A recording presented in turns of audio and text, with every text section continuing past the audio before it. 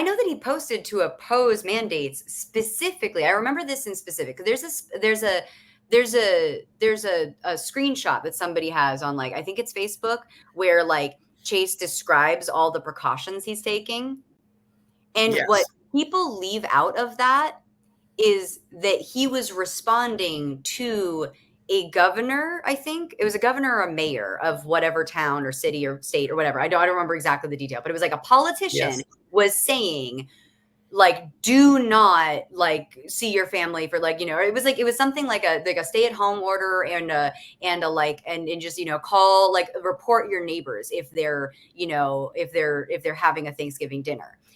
And his post was a response to basically say, like, don't restrict people. People can make their own decisions and determine their own risk. And so my family is going to get together, but we're going to do so safely. And like, he was trying to show that, like, you don't need to mandate one way or another. You should just, like, you should let people take the risks they're going to take, and hopefully they make good choices with those risks. Buy my novel, Escape from the Village, from major booksellers online. Go to escapevillage.com. Subscribe to the Substack. Go to fountainheadforum.substack.com. Support the forum. Go to buymeacoffee.com/fountainheadforum. Thank you. Welcome to the party, pal. This is Fountainhead Forum 222. I'm talking to Avens O'Brien for the second time. We're going to talk about the current happenings in the Libertarian Party, and she just had a fundraiser for the Chase Oliver campaign. He's our presidential candidate, and we'll see what we think Chase is going to do. How are you, Avens? I'm good. How are you doing, Chris? Has it really only been twice that I've been, like, this is the second time I've been on your, because we talk a lot, so I just figured I'd been on more. Yes, well, one thing, you of course came through this. You were a second generation libertarian in New Hampshire, but now you're out in Los Angeles. You recently had this fundraiser. Was it just Chase there? Yeah, it was Chase. Mike didn't make it out. Mike Tremont did not make it out. I actually would love to have Mike here, but anybody else on his team, or it was Chase and then Tom Pink. I always mispronounce his last name, but Pinkh, I believe. Is that how? Yeah. I'm just like, is it Pink or Pink? Like, anyway. But yeah, so Tom Pink was there. And so that was just like the representatives from the campaign. And then we had about 25 guests. And so it was nice because it was like big enough that there was lots of people to talk to and like, and have a good little group, but it was small enough that it was like intimate and you got a chance to talk to every single person. It went from 7 to 10. So we had, we had food and drink and good times. And I think if it had been on a Sunday night, we would have had a lot more people, but I love the what it ended up being, because it ended up being like a small handful of people that were just not libertarians, just kind of curious about the whole thing. And then like people who were like, yeah, Chase, like, and so that was really cool for me, is to bring in some of my like LA friends who are like, yeah, I'm not happy with Kamala or Trump. So like, show me something else. And I love how often I get to do that, to be that for people, And these were probably people who believe in legalized marijuana or even legalized psychedelics, I suppose, or what? Oh, absolutely. Like, I think that's probably one of the biggest things I'm able to like draw people in with, is that, like a lot of my friends in LA are absolutely, most of them are just opposed to the drug war, full stop. And that means decrim everything. Like every once in a while they get a little nervous. Oh, maybe not the hard drugs, like heroin. Like, how do we deal with that? Like, I had a friend the other day, he was staying here. And so we were chatting about like libertarianism. And he's like, well, I know the drug war is bad, but like, what about like heroin? We don't want people to just be doing heroin on the streets. And we had a really good conversation about that, where I was like, well, first, do you think heroin users are benefited by going to prison instead of like, just getting some help? And he was like, no, you're right there. I was like, okay, so first the thing would be to decriminalize it. And then to talk about how we help people with a problem, right? Like, your personal politics are more on the left, right? You have a lot of empathy for people. You want to help people. So like, why are we sticking people in jail? And he's like, no, you're totally right. Okay. So like, yes, legalize the heroin. I just like, then let's figure out how to not have people do it. And I was like, great. Like, that's how we should do this. And so, so that was one person who came to the event, and he was really interested in like what Chase is about. And then, basically, I think everybody there who was not actually like already a Chase supporter would definitely be somebody that was in the like end the drug war, legalize cannabis, legalize psychedelics, decriminalize stuff that like that. And then I think all of them, because I mean we're in Los Angeles, like all of them are pro-choice. Um, and the thing that's interesting with the culture of Los Angeles that I don't think people constantly are like, oh, Los Angeles is full of Hollywood and commies and blah blah blah. And yes, of course, like they're definitely, my friends are definitely like a lot of my friends are harder on the left. But the fact is, like, most of my friends are like financially successful. Like they have businesses, they have side hustles, they have careers in which they make a bunch of money, because a lot of people in Hollywood make a bunch of money. And they feel the crunch on their like when they pay taxes, and they're like, this is insane what we're paying for. Like, why am I giving this much money to the government, and what is it doing with it? And so I'm able in a lot of ways to talk to friends of mine who, they're making six-figure salaries in Los Angeles, and they're feeling that pinch. They so much money goes to the government.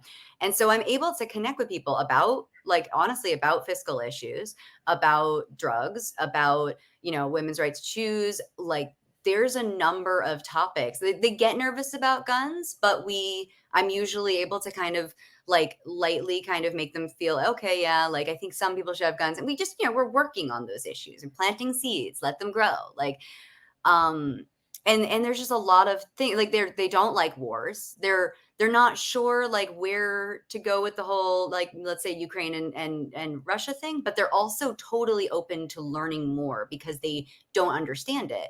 And so there's so many ways to have conversations with people where you go, well, war's bad, right? And they're like, yeah. And then we go, okay, let's talk about what's happening, like what money or like what US money is being sent to do what, and like and how is that helpful, is that good, like is that bad, why, and we just have conversations. They don't have to be fully convinced. And so I feel like everybody came out of that who came and saw Chase, who wasn't originally a Chase supporter, was like, yeah, no, he seems really great. Like, and I have a lot more in agreement with him than I do with Kamala Harris or Donald Trump. I would think that especially after the last 25 years, more and more people on the left would say, they're thinking, oh, Donald Trump wants to establish a dictatorship, but then why do you want to live in a world where only the police and the government have guns? That's the thing I can't understand. If you're really afraid of a dictatorship, then why would you want to live in that?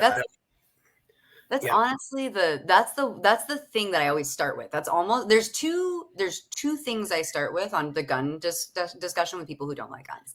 One is I say, well, so the first one I actually start with is I go intimate. I go like, look, like I know you're uncomfortable with guns, but like I'm a 105-pound female. I'm 5'6". Like if I'm walking through an alleyway and a 6'5" dude who's 200 pounds wants to get something from me, my purse or rape me, like I like self-defense. Like, I mean, sure, I can learn how to, break his nose or kick him in the balls or whatever. But like a gun is an equalizer. A gun is more likely to get me out of that situation than, than running and screaming and hoping the police show up. And so I usually start with self-defense. I usually start with the fact that women, minorities, disabled people, like they can't necessarily defend themselves as well, and that guns are one of the ways for us to do so. And honestly, what's funny is one of my friends here in LA who works in Hollywood, who's he's a dwarf, he's a little person, and he is one of the biggest advocates I know in LA, in Hollywood, for gun rights, because he's like, I'm a little person, how do I defend myself? Like, and so he's like hugely into guns, and it's so funny because he's like, he's been on like television shows, because there's a lot of work for little people, like playing like aliens in Mandalorian and all sorts of characters, and R2D2, yes. yeah. And so that's the thing, is he was or like Jawas are a thing. Like, when every time you see Jawas, like it's usually little people. But and so he's like a huge gun advocate. But like if you look on his like Facebook friends list, it's all like people in LA, in Hollywood, and they're being introduced to this idea gently by their friend, who they're not gonna say he can't have a gun. Like, and so that's the first thing I say, is I talk about self-defense, and I talk about, vulnerable populations to abuse and exploitation and harassment and assault. And then the second thing I talk about is I talk about the idea that, like, if you genuinely think Donald Trump is a dictator who is going to, grab all your trans friends and put them on a train to a concentration camp, like, because that's literally, like, friends of mine have drawn that picture. And I'm like, if you genuinely believe that, why would you want Donald Trump and the people that Donald Trump that he gets to tell them what to do, the police and the military, why would you want them to be the only ones with guns?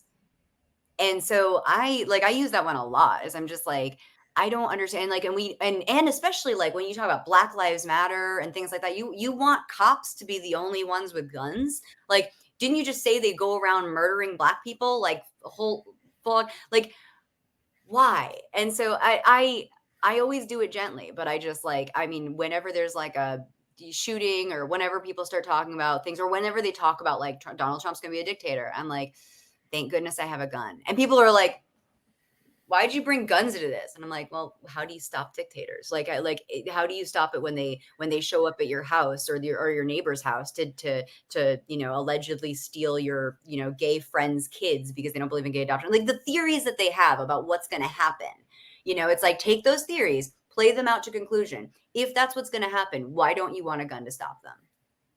Anyway, so that's I don't know if it's how I carry myself, but I can honestly say that nobody, with the exception of homeless people in Austin being a little more aggressive than I'd like them to be, I can't really say that anybody's really messed with me on the street. I don't know if I'm lucky or if it's the way I walk or what. I mean, it depends. I mean, I've, like, I've gone out with, like, girlfriend, I'm meeting a girlfriend at a bar for a drink or whatever. And honestly, I used to, so, like, way back in the day, I was, like, working at this investment firm, and like, there was a bunch of, like, male brokers, and, like, we'd all go out for drinks, in the evening. And sometimes I'd be parked at a parking garage and have to walk to the bar, and the guys would already be there. And, like, I'd have to, like, walk down a dark street to get to the bar. And and I would be fine. Like, I sometimes there would be men who would be kind of sketching me out. There was, like, a group of men, and they're, like, kind of surrounding me, like, but they're not actively surrounding me. We're passing each other, and what they do is they split into two groups, and so I have to walk between them, which is terrifying as a woman. Like, it doesn't have to be terrifying. It's just, like, you get on edge a little bit, like, where's my purse? How would I run in my shoes if this went badly, right? And so you become aware of, like, oh, these men just parted ways to let me through, and they're either being super polite, or they're putting me in a dangerous situation. And it could be either one. And it doesn't, like, and I don't have to be super scared, but I should be aware. But every time that happened, I would go out to the bar with, like, my coworkers. When I'm leaving, I'd be like, could one of you walk me to my car? Because I'm, like, there's a vulnerability there. And I living in Santa Monica, like, at the time, like, you know, all of my guns were lost in a horrible boating accident. Yes, that horrible boating accident there. Guns are at the bottom of the ocean. Yeah. Mm-hmm. Along with your treasure wallet with all your crypto. Yes. Of course. Yeah. None of those things. Yeah. Yeah. Yes. Yeah, I wonder about that too. I had an acting coach, and we'd finish in the evening, and he would tell the men to walk the women to their cars. And this was just in downtown Austin. It probably wasn't that far, but yeah, what do you think, Chase? So you think Chase did pretty well with these people? Do you think he changed their minds, or Yeah. what do you think Chase did the best during all this? So I think there were a couple of different things. Is that, like, one, Chase definitely got a chance to talk to everybody before he spoke. Like, he got, he came in, like, he met everybody. He got a chance to, like, talk to people, hear what their issues were, whatever. And of course, like, I mean, like, there's the libertarians who are like, hey, Chase, blah, blah, and, like, talking to him about, like, preaching to the choir. And then, like, there was a friend of mine who asked him a question about public health, because my friend was like, I had a mental health struggle, and I didn't have health insurance, and if I didn't have, like, the help of the state to pay these bills, like, I don't know what I would do. And, like, Chase listened to him and was like, I completely understand, like, that you had this struggle, you couldn't take care of yourself, the state came in to help, But here are the things, like, here are the reasons that that became prohibitively expensive to you in the first place. Like, the state has created a lot of the problems, which mean that, like, you need it instead of being able to rely on your friends and family. And so Chase was very empathetic to that conversation, like, heard it out, like the whole, heard out their story, and was able to be like, okay, that's, like let me talk about, like, the conditions of, of the market that have created this, to be prohibitively expensive for you, that you need healthcare that's so expensive. And then I know one of the people, I know that they were not libertarians at all, and they're not libertarians, but they're, a friend of mine and their adult child came to the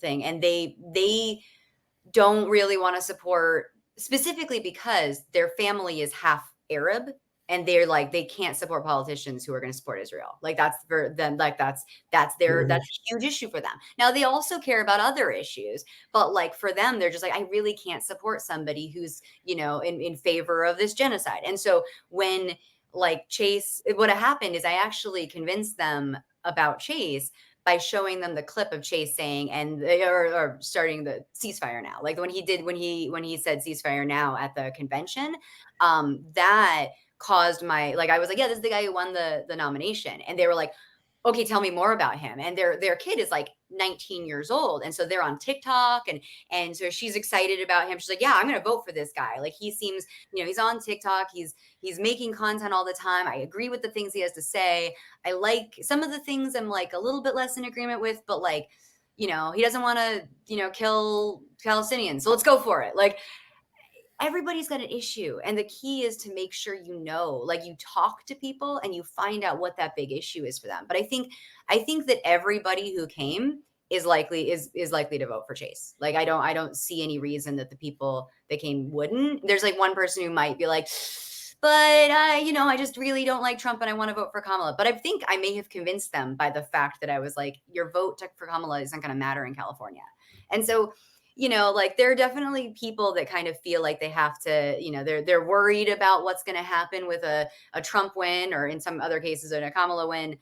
And so those people, it comes down to, like, explain to them, look, we live in California, our votes don't matter, but our votes can matter to Chase, and here's how. And Chase did a really good job of explaining that. Like, he said, look, like, he's like, I'd love to win the presidency.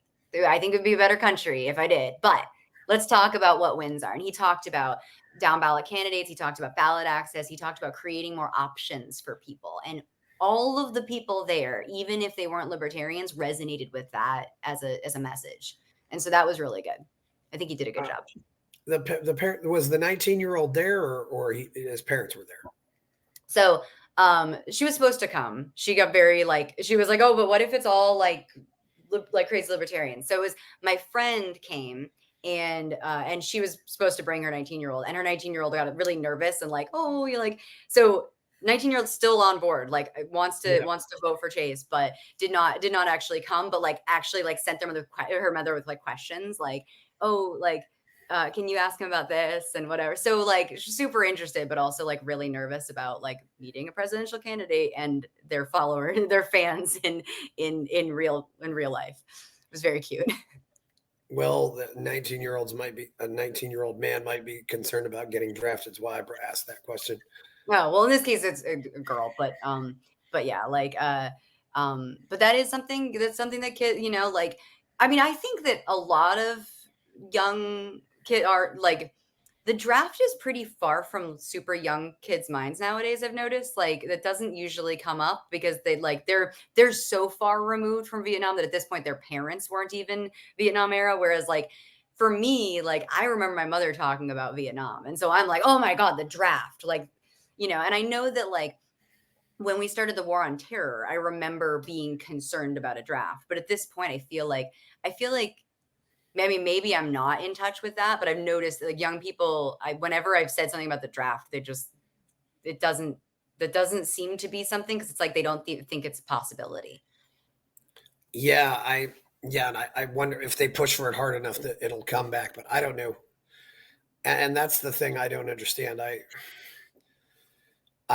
Both of these candidates are so bought by Israel that I think is going to get worse no matter who wins. Yeah. But maybe I'm more pessimistic than they are. But yeah, and I don't know what to make of this whole cell phones or beepers blowing up. That's wild.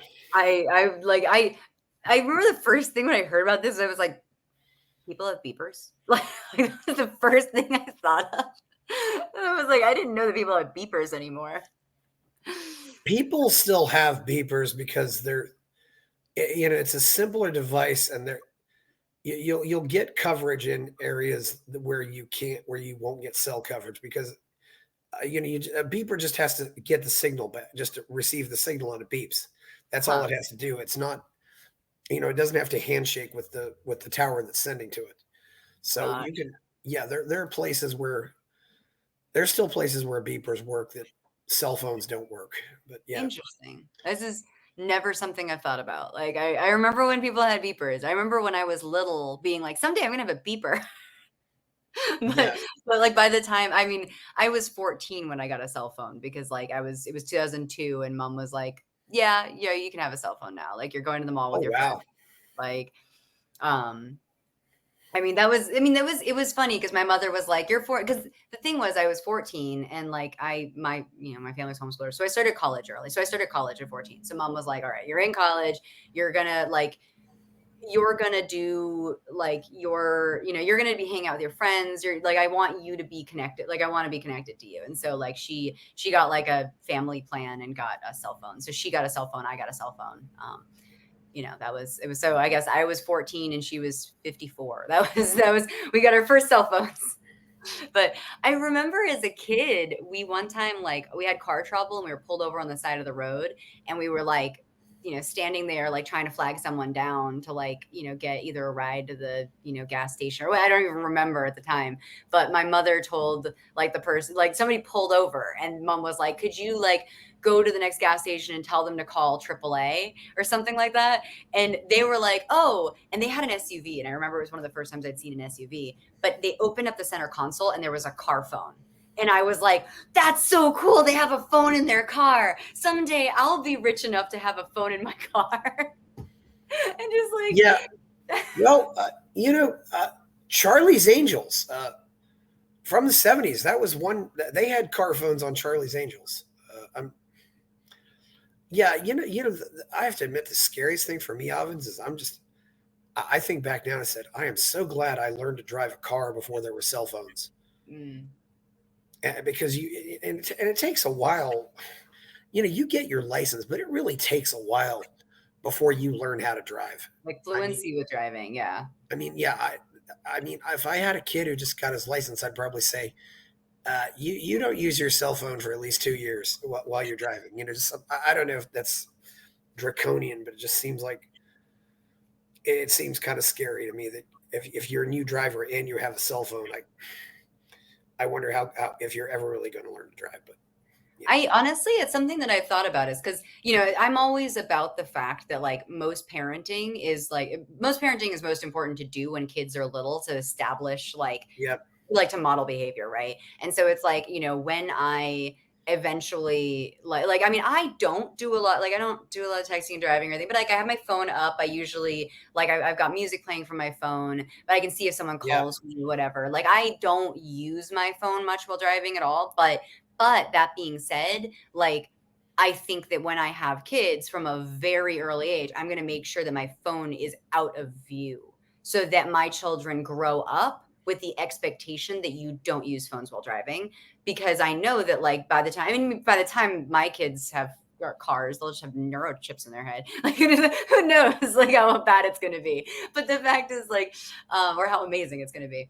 But I think that's something is establishing early, like, hey, like we put our phones away for dinner. We put our phones away in cars. And so that way, when your kids start learning how to drive, you're like, you already know the tradition is like you put your phone away and while you drive, like, but that also requires that parents recognize that their kids are going to model things that they've seen, and that doesn't fix the problem because they just want to, they want to text their friends. Yeah, that definitely fixes the problem. Okay, we went way out there again.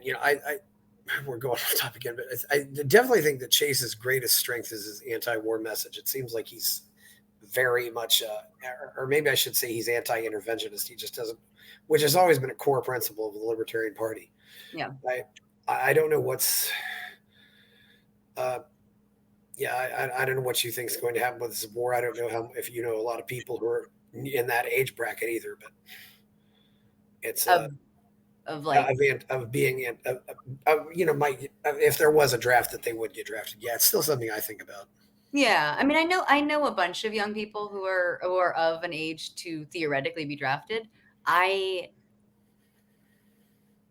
mean, at this point, you never know what's gonna set the people off. You know what I mean? Like, I genuinely think that, like, you know, you would think there would have been bigger protests on the COVID front, but Yeah, also, like, you know, I also think, you know, I think that if the government was suddenly like, we're gonna draft people, I think that would be, I imagine that would be the thing that, like, if they actually said we're going to draft people, I feel like that's the point in which young people just start fucking marching. Like, but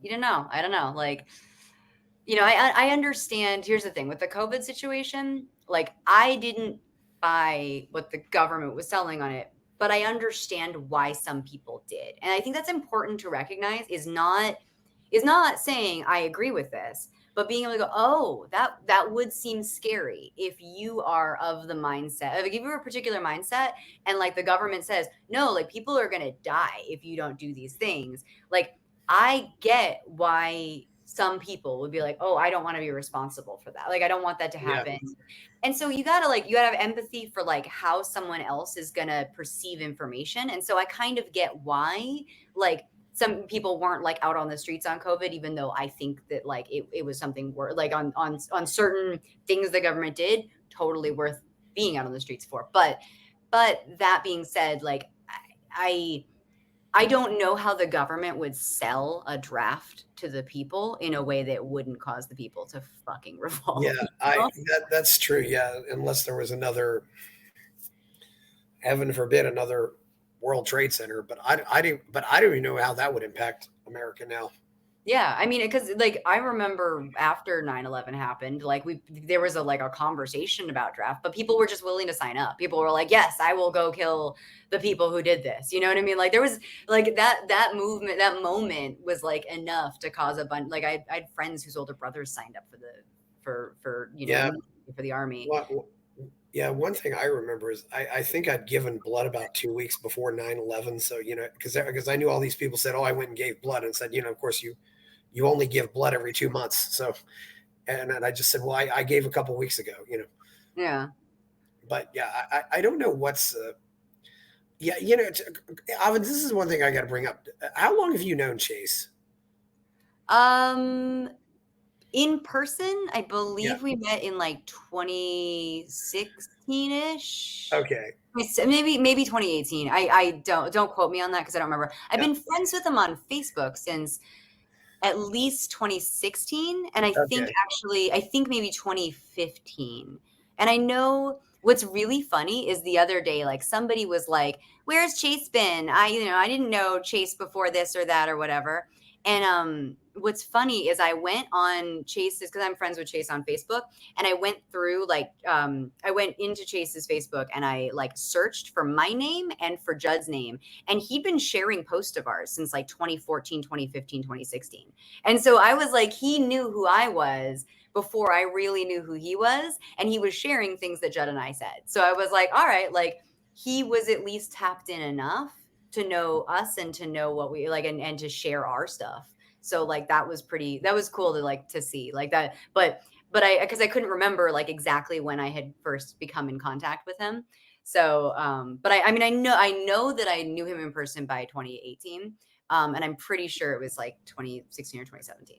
Was he supporting McAfee back in 2016? No, but this is the thing that I loved is like, so he was not a McAfee supporter, Yep. but he was sharing stuff. And it was really funny because he would post something and he would share something that McAfee said. And he was like, this is not an endorsement of McAfee, but this is a really good point.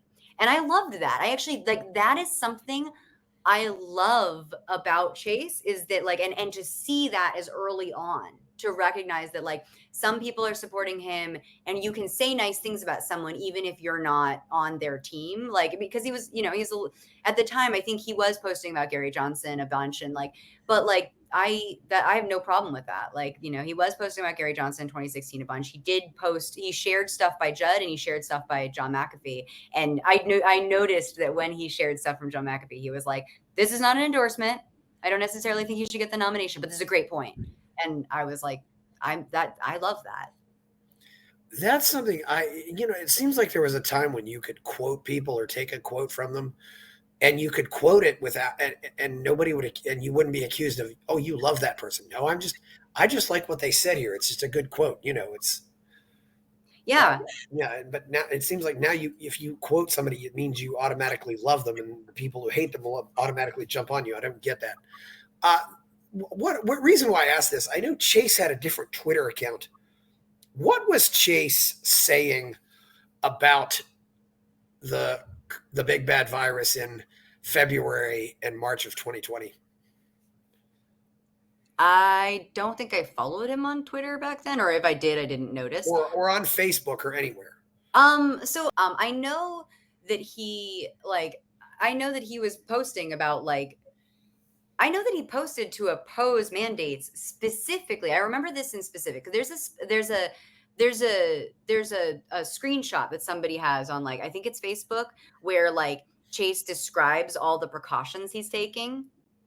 And Yes. what people leave out of that is that he was responding to a governor, I think it was a governor or a mayor of whatever town or city or state or whatever. I don't remember exactly the detail, but it was like a politician Yes. was saying like do not like see your family for like, you know, it was something like a stay-at-home order and just, you know, call like report your neighbors if they're, you know, if they're having a Thanksgiving dinner. And his post was a response to basically say, like, don't restrict people. People can make their own decisions and determine their own Yes. risk. And so my family is going to get together, but we're going to do so safely. And like he was trying to show that like you don't need to mandate one way or another. You should just like, you know, you should let people take the risks they're going to take and hopefully they make good choices with those risks. But like here's an example of like, you know, you don't have to mandate that I mask, I'm going to mask, right? Like I disagreed with certain ways of things he did, but he wasn't going like holier than thou on like other people. He was going holier than thou on a politician who was saying, Yeah. don't see your family. And it's like, maybe this is grandma's last Christmas. Fuck you, you know? Like I posted on Facebook, like my Facebook post about, I think it was that same Thanksgiving. I literally think it was like we both posted something for Thanksgiving in 2020. And my post was about the fact that there was a politician in, I believe, Oregon, and I think he may have been responding to the same one. Yeah. It's like the governor of Oregon was like, you know, call this hotline if your neighbors are gathering. And I posted and I was like, guys, if you don't want to meet, like if you don't want to see your family for Thanksgiving, or if you think it's unsafe, then that's fine. You don't have to go see your family, but do not call the police. That is a threat of violence. And I literally, like, I wrote this long ass post being like, calling police is a threat of violence. And I was like, you know, also, what are police going to do? They're going to show up at your neighbor's house and then potentially get infected with COVID and then spread it to whoever else's house they have to go to. Why? Like, why is that a solution? So I like did this whole like, you know, much more aggressive than Chase was. I definitely went a much more aggressive route. And I was like, you know, yeah, because really what I want is my neighbor's dog to be shot by police, that they're trying to break up their Thanksgiving. What the fuck? And it was really funny because I had a lot of friends, even on the left, who were like, "Thank you, Avens. Like, that totally makes sense. Like, yeah, I'm not gathering with my family because we don't want to spread COVID, but your comments totally make sense." So, I mean, I feel like Chase just did a much like lighter version, but also Chase probably has more lefty friends than I do. And I was also trying to like plant seeds of idea, you know, like a lot of times you have to know your audience. And if you're talking to your friends on Facebook, like planting seeds of like, we don't need mandates here's how I also agree with you guys. Like, that's very common. I do that a lot, like talking about, like gay rights stuff or whatever. Like, I talk about these things and people will be like, "Oh, so you're just like you're completely agreeing with them." And I'm like, "No, I'm showing them how I'm an ally in this way and then showing them why that doesn't require government force." And I think Chase, in a lot of circumstances, has been trying to do that. Is like he wants to communicate a shared value about the choices he wants to make in his life, but that they should be choices. And I think there's nothing wrong with that. There seems to be a now a dogma that apparently rejecting for some people who are decrying Chase, they're talking like, simply rejecting mandates wasn't enough. And I'm trying to figure out where that comes from. Or I do think that sometimes if there's a lot of scaremongering about something, rejecting the scaremongering is probably, I think, is more effective. But you know, I've never seen anything anywhere saying that Chase ever supported any kind of mandates, whether it be mask mandates or vaccine mandates. Yeah. And And I've seen no evidence of it and, whatsoever. and yet that doesn't seem to matter to some people. Yeah. And that's what I'm trying to wrap my head around that. I definitely thought that this was I definitely thought that was completely overblown almost from day one, and I never really went back on that. But Yeah. yeah, I I mean, don't. yeah.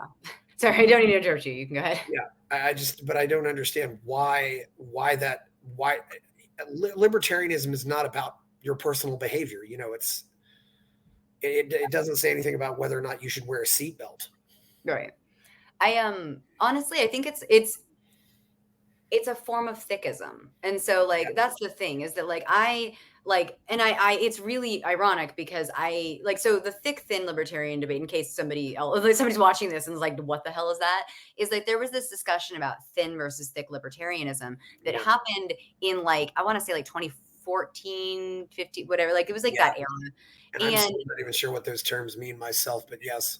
so the idea was honestly and like I mean this is simplifying it but the idea is that thin libertarianism is like you know like all you have to do is like believe in the non-aggression principle and like and your your political philosophy or your moral philosophy just comes from that but then whatever you want like you so basically what happened is I think people were talking about thin libertarianism and there was a debate about whether a racist can be a libertarian and the argument was made that, like, yes, because like as long as your racism is like you're just going to discriminate against somebody else, but you don't require you're not going to like try to support Jim Crow laws or like laws that discriminate, right? And so if like the idea was like, oh, you can be a racist and a libertarian as long as you don't use your racism, like you're not using like the force of government to impose your racism on others, right?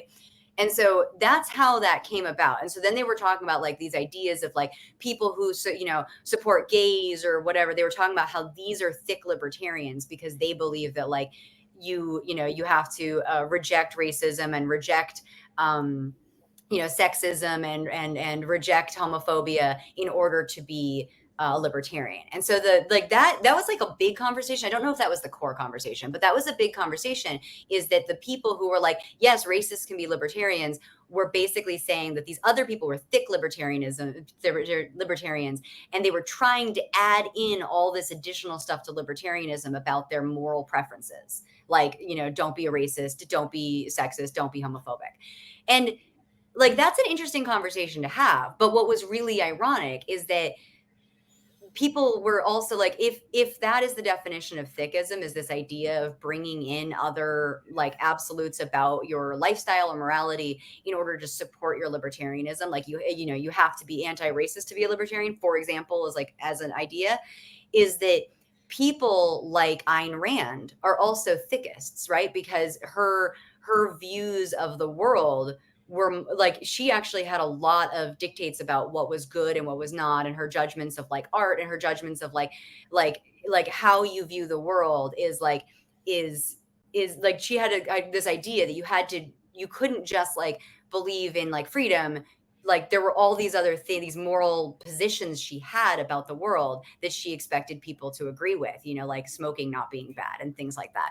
And so like it was this really interesting thing because I was like, well, like objectivism is kind of a form of thickism. And then like Stefan Molyneux talking about, you know, his like this came up too because I accused him of being a thickist and people were like offended by that. But I was like, he talks about like his opinion about what a family should look like is a thickest position. If you think that like families have to be in a particular configuration to facilitate libertarianism, then you're also a thickest. Like if you believe that you're like in order to have a libertarian society, you need a Christian society, you're a thickest. And so like the ironic thing is that I feel like a lot of people like embrace a thick form of libertarianism.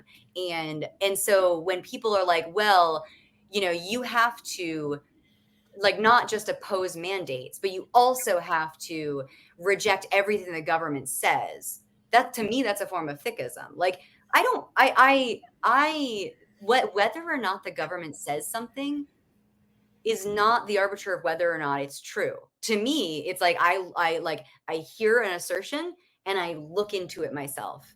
And because Yeah. every once in a while the government is going to tell you the sky is blue, so you believe them when they tell you that, you know, that something else is not. Like, you know what I mean? Like they're going to occasionally deal in truth in order to cover up lies. And so like when people react to the government by assuming that all of it is a lie, then the problem is that you then put yourself in a position where you're just being irrational. And so like I'm not saying that the COVID situation was that, but I'm saying that people who say that you have to not just like oppose force but also oppose something that's not force, that's the thing that like that's where I'm Yeah. like you're applying more to libertarianism than is libertarian. Yeah. You know, I mean, do I have to believe that the World Trade Center was an inside job to oppose the Patriot Act? I mean, do I have to believe that Pearl Harbor was allowed to happen on purpose to oppose our involvement in World War II? Yeah, I mean, I don't. There's a lot of I don't get that, and it just. But I do wonder. You know, you ask sometimes you wonder which would be more effective, which I think is debatable. You know, if you because they definitely try to make people scared of things to create to create a crisis or to make people scared, so they'll say, "Oh yeah, please protect us," you know, and please pass a law. It does make me wonder where you're best off fighting with that, you know. Uh, And that's the thing yeah, is like whenever I feel like people, government or anybody else, if I feel like somebody's trying to make me scared or trying to make me angry, I immediately like push the brakes and start to and try to look into it. I'm like, you are trying to turn off my rational brain by making me scared or angry. So how do I like I immediately go, okay, I'm going to stop believing everything you say and I'm just going to start looking into it. So like, you know, if someone makes me angry and oh, like cops killed another person. That makes me angry, right? But I'm going to like back up. Now let me look into okay, what is the statistical reality of of cops killing people? Oh, actually it's fucking high. Like yes, I'm going to be mad about that. I am going to look at like the fact that cops kill white people too. So like what am I angry about? I'm angry about agents of the state abusing people. Like so that's where I come to the same conclusion except different. You know what I mean? yeah, So yeah. I think the fact that this was something you could visibly see, you know, I mean, if I saw somebody wearing a mask, I would probably assume that they were in favor of mandates. Now that might be an incorrect assumption, but you know, I can see why, you know, where it might become a symbol, you know, just the same way that although it doesn't have to be, although a symbol can mean different things too. yeah, I mean, like during the pandemic, my partner told his mother had breast cancer, like during the pandemic.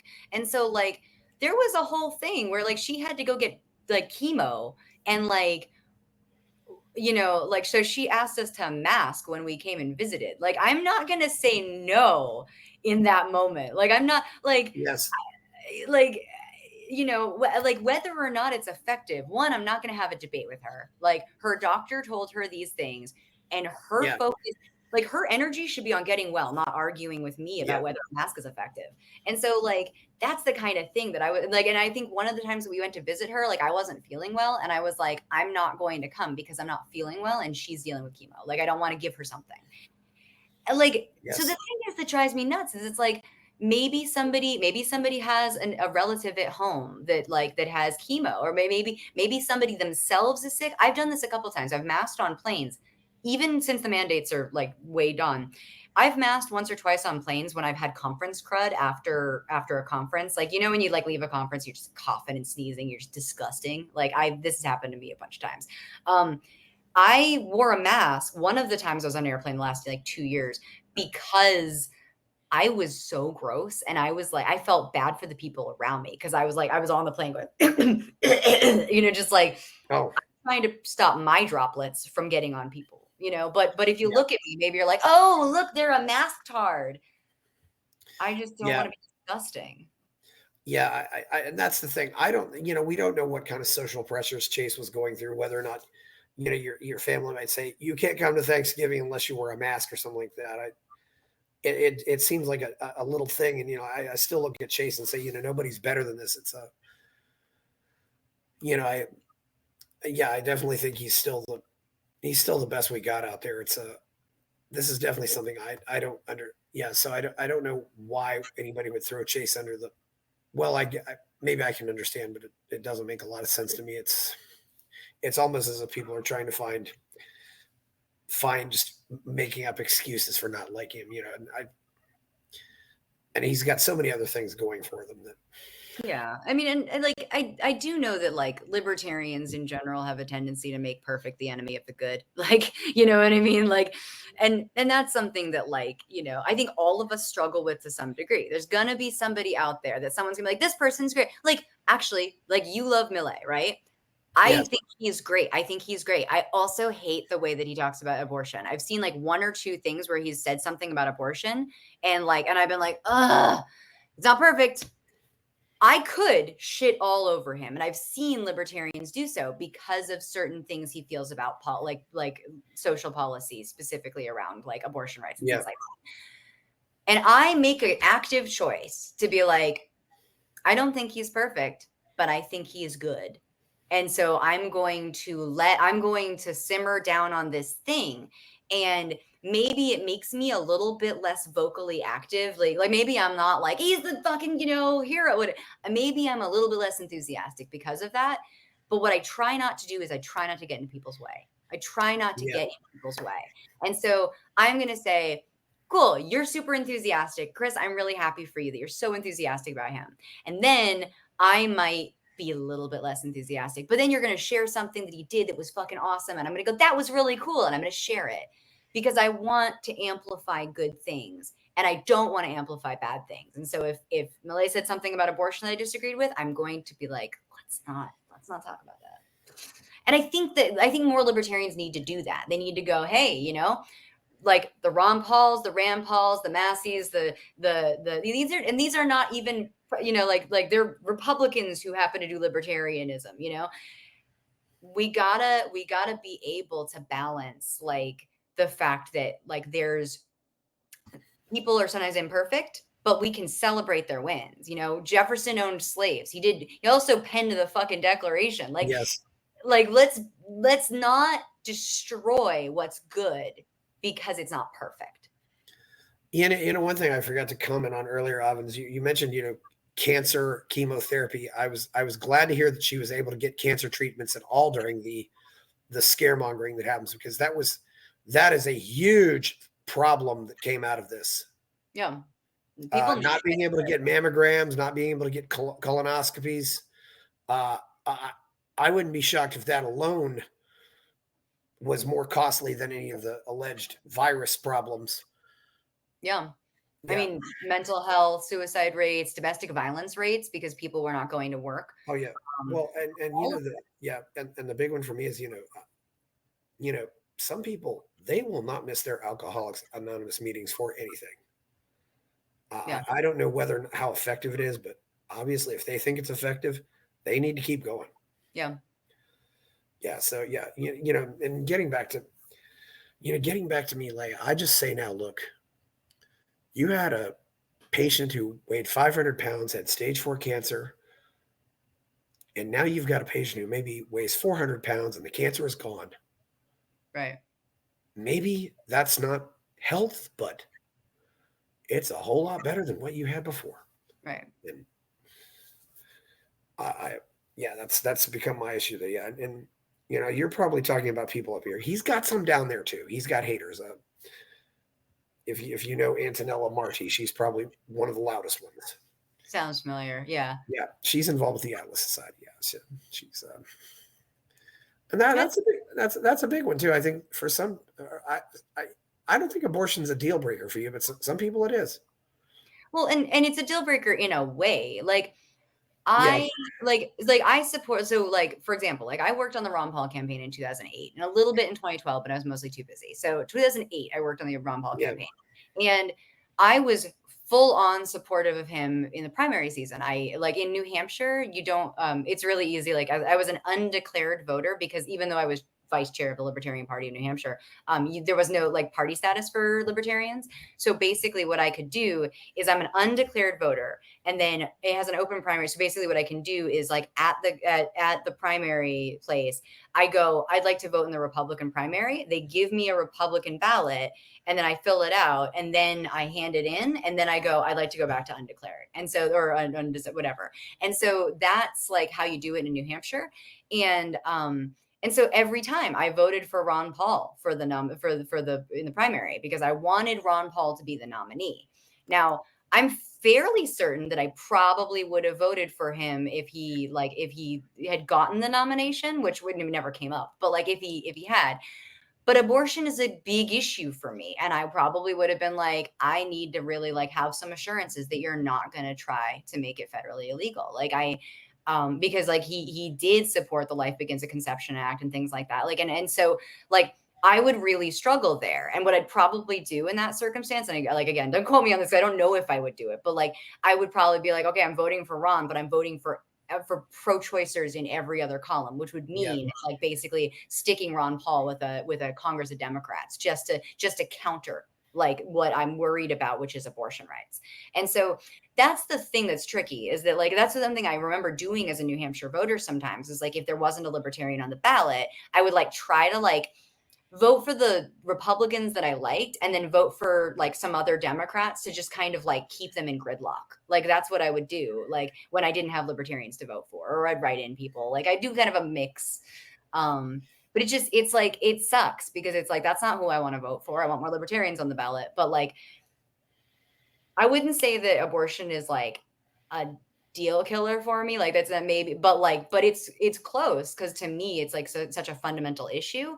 But like as I recognize that also like there's other factors, and nowadays technologically we're getting so much better at one catching, like preventing pregnancy, catching pregnancy early, and now we have abortion pills which we can mail to people in states where it's illegal, which is not perfect, but it's something.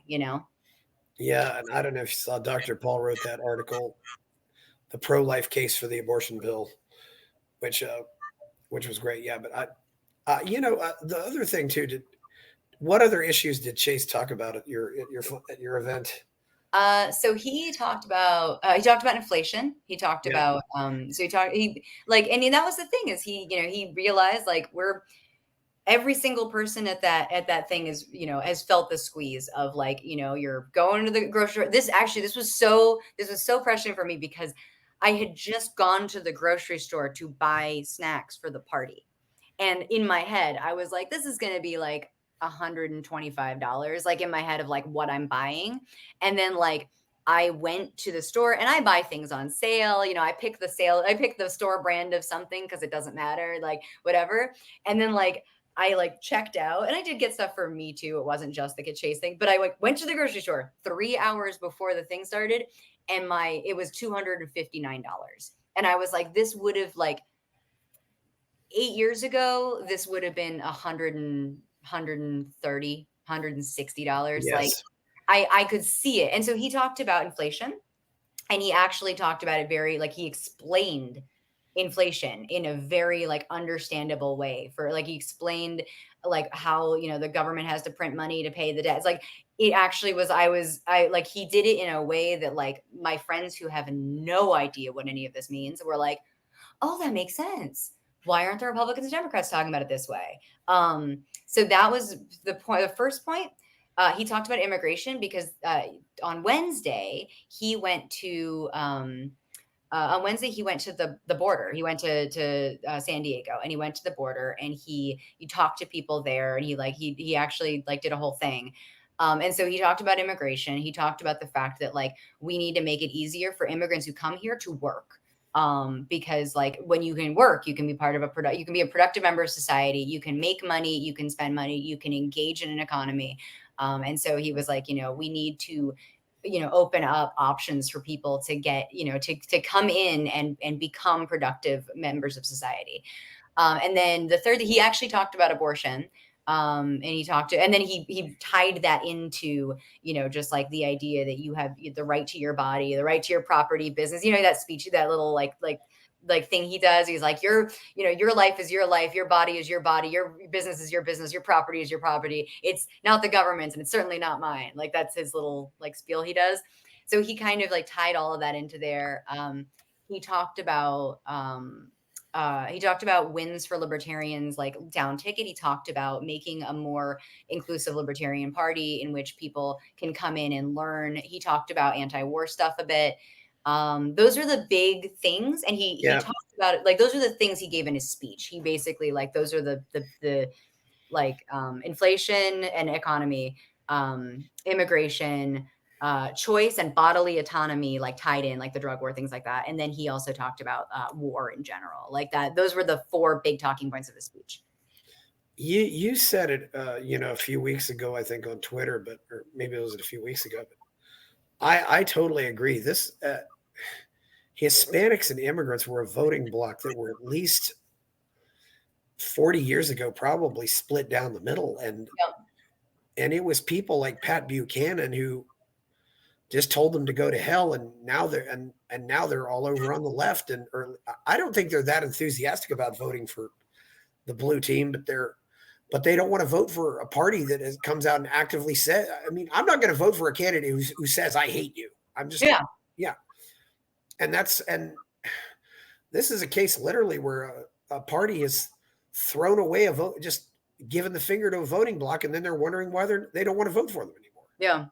A while ago, I was looking because there's some Democrats were sharing like I think it was like 1988. I think that like Reagan had like or actually no, it wouldn't have been 88. Sorry, it would have been 84. There was 84 was such a landslide anyway, but yes. Right, but there was a debate, and it was like it was a clip of Reagan during a debate, and I for my brain was thinking 88. Now I'm like, it had to have been like 84, even 80, whatever it was. It was Reagan talking about immigration, and like he was like, immigrants are great, and this is how, like, we just need to make a process for them to come legally, and like it was this great speech, which was honestly what's really funny is that like that talking point, exactly what Reagan was saying was like exactly what a bunch of Democrats, like, it's actually pretty much the Democratic Party line now. Like, it was really funny, like watching it. I was like, oh wow, holy crap. That, like, so did Democrats become like Reagan, or what? Like, or were Democrats feeling the same way at the time? And then what was really interesting is I started looking, I was like, when did the Republican Party really start getting anti-immigrant?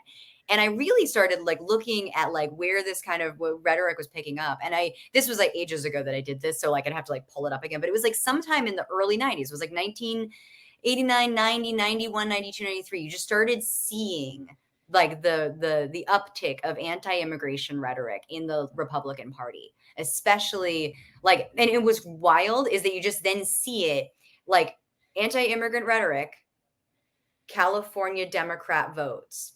Like the California used to have like Republican senators and Congress people and stuff like that. Yes. And like, you're just looking at this and you're like, holy shit, you can literally just see like anti-immigrant rhetoric, California blue. Like, California became a hard blue state because of Republican anti-immigrant rhetoric. 100. Like, I'm not entirely sure there's any other there might be other causes, but I looked at it, I was like, that is the most amazing sign of causation I've ever seen in my life. Exactly. And now I do wonder now though, because it almost seems like we've got this situation where almost seems to be an organized importation of immigrants, which I don't really, if one person crosses the border just to come here, I wouldn't call it an invasion, but if somebody brings a boat of 10,000 people and has them all organized, it's like, why are you bringing 10,000 people here at once? It seems like you're trying to do something here. I mean, and here's the thing I also I've looked at this at like, oh, they're bringing in like 10 or 20,000 people to like one small town or whatever. Like I'm hearing about this and I'm like, Yes. I don't know, like I haven't like deeply dug into like how the government is doing this, why they're doing it. I don't think that like most Americans know it's happening. Yeah. What's going on exactly, right?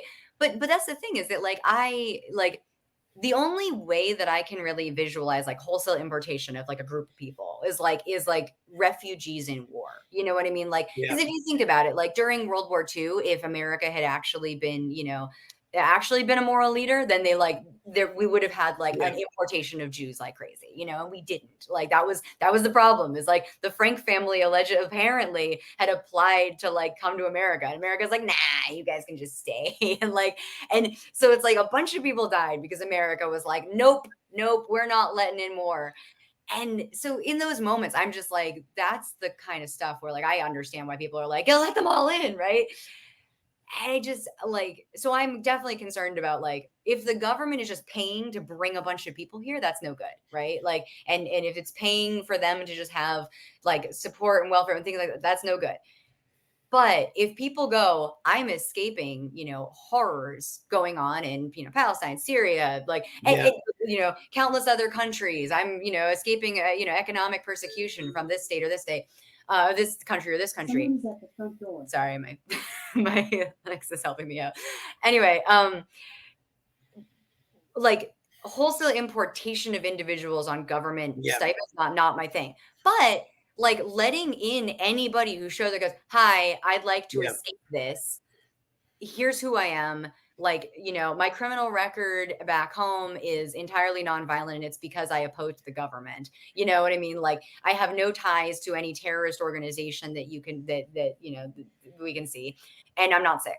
Cool, come on in. Like it's gonna be an uphill battle, but it'll be a much better one because you're not starting in a pile of rubble where American forces bombed this or that. You know what I mean? Yes, well, and I would point out too, though, that Maduro might very well call his opponents in Venezuela terrorists, and I know some of those personally. So yeah, that's the thing is like people are like, oh, we got to make sure they're not connected to any terror groups, and I'm like, yes, but can we also be practical about like what we're gonna call criminals? Because the UK might call someone a criminal for their free speech. You know what I mean? Like, let's not kick those people out just because they said something that the UK disagreed with. But do we necessarily have the time and the manpower to investigate all of that? That's we could use all those IRS agents that were just hired. Oh yeah. Anyway, so one thing I've not heard much. The one issue that comes up, also too, is that the whole issue of surgeries on kids or giving kids puberty blockers. What is Chase? Did anybody ask Chase about that, or did anybody care? Or I don't think it came up at the event. I don't think it came up at the event. I know that I know people there who I know there was at least one trans person there, and they didn't bring it up. When it comes to, Chase has talked about parental rights. Like Chase just like that his talk is parental rights. And what's really interesting is how different parental rights, like what that means depending on where you are. Because like in Texas right now, there's there's an attempt through government to stop parents from, like transitioning their kids, whatever that means. And let's be Yeah. really clear that, like, in most cases that means some kind of, like, there's social transitioning, then there's like medical transitioning where you like use puberty blockers and hormones. And then there's the next step, which is surgical transitioning. And for the most part, surgical transitioning, I guess there are exceptions in which it could be done under 18, but for the most part, it's done over the age of 18. And so, like, and I'm not like, I don't want to, somewhere out there, I'm sure somebody has, Yeah. done it to a 16-year-old. So I'm not going to say it's never happened. I'm just saying that, like, it's like these are edge cases to begin with, and they're edge cases of edge cases of edge cases. That being said, in Texas, like, there's all sorts of legislation to basically stop parents from being able to, in the view of the parents, support their kids' identity, whatever it is, right? Like, and so if a kid is saying I'm trans, and a parent says, yes, my kid is trans, and I want to do, I want them to get their hormone therapy or their whatever, like, Texas wants to stop that. And so I know that people, when they think about Texas, they're like, when they think about Chase's policy of, like, the parents get to decide, they're like, but these parents could do this to their kids, and I think that's abuse. And I get that. But in a state like California, California is like the opposite. Whereas, like, if you're a parent in California and your kid is in public school and your kid starts asserting that, like, I actually think, I'm of the opposite gender, like, the schools are like, well, we can't tell your parents, but want you to Yeah. get abused. And so in a state like California, like, the idea of the state deciding one way or another in California means that, like, if my kid suggests that they might be trans, and I happen to be mildly skeptical of that and would like them to, like, experience their puberty, and then they can make their decisions afterwards, like, if that were my take, like, the state of California would have a problem with that and consider me an abuser. And so Chase's position of the parent gets to decide, in my case, like, that protects my children from the state. And so I think at the end of the day, like, Chase's position is like, we need to protect children from the state. And of course, parents can be abusive. Yeah. When we do that, when we say, oh, parents are going to abuse their kids, that is the argument that people use constantly against homeschooling. They're like, well, we have to have a way to check in because parents can abuse their kids. Yeah, like, they can. And there are abusive homeschoolers out there, but there are also abusive public school teachers and abusive bullies and abusive terrible people and abusive priests. Like, we have to trust that the people closest to a child are usually the best determiner of what that child needs. And there are going to be exceptions. But if you think that, like, if you think that this parent is, what is it called? Munchausen by proxy? Like, the when you, Munchausen syndrome, or I was trying to remember what it's called. If yeah. you genuinely think that that's what's happening, then you need to report that parent for abuse.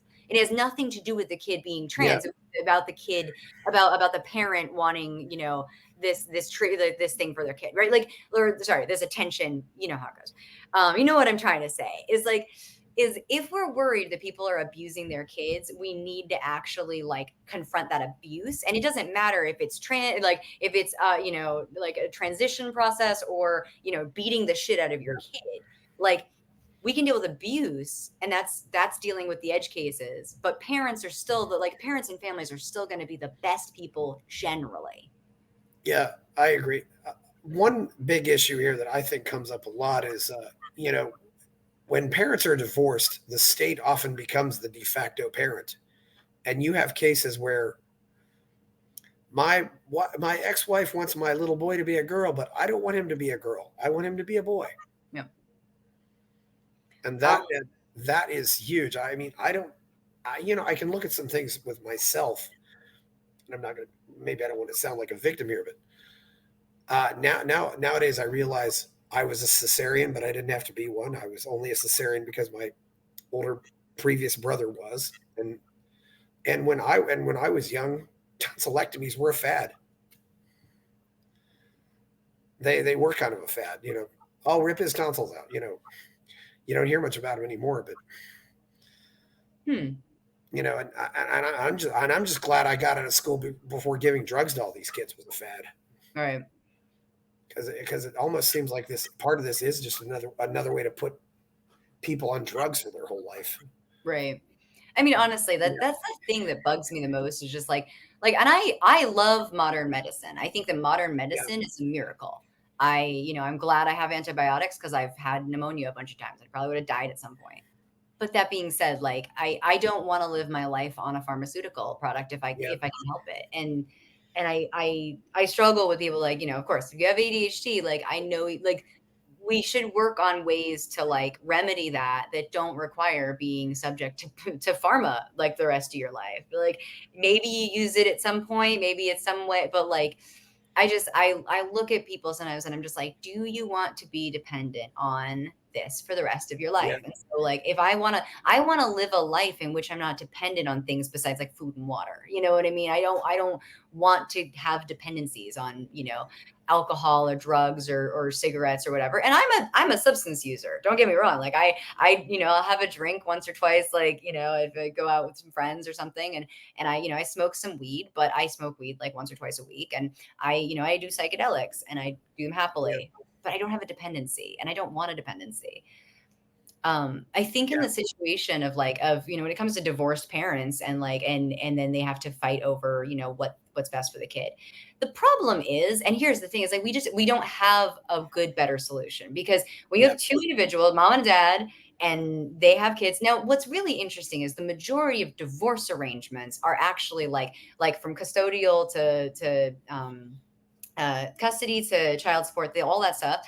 Like 90% of arrangements are made outside the courtroom. They're basically made by like mom and dad are getting divorced. They each hire a lawyer. The lawyers negotiate on their behalves, and then they go, okay, this is the agreement we made, and then they literally just like a judge just signs it. That's like Yeah.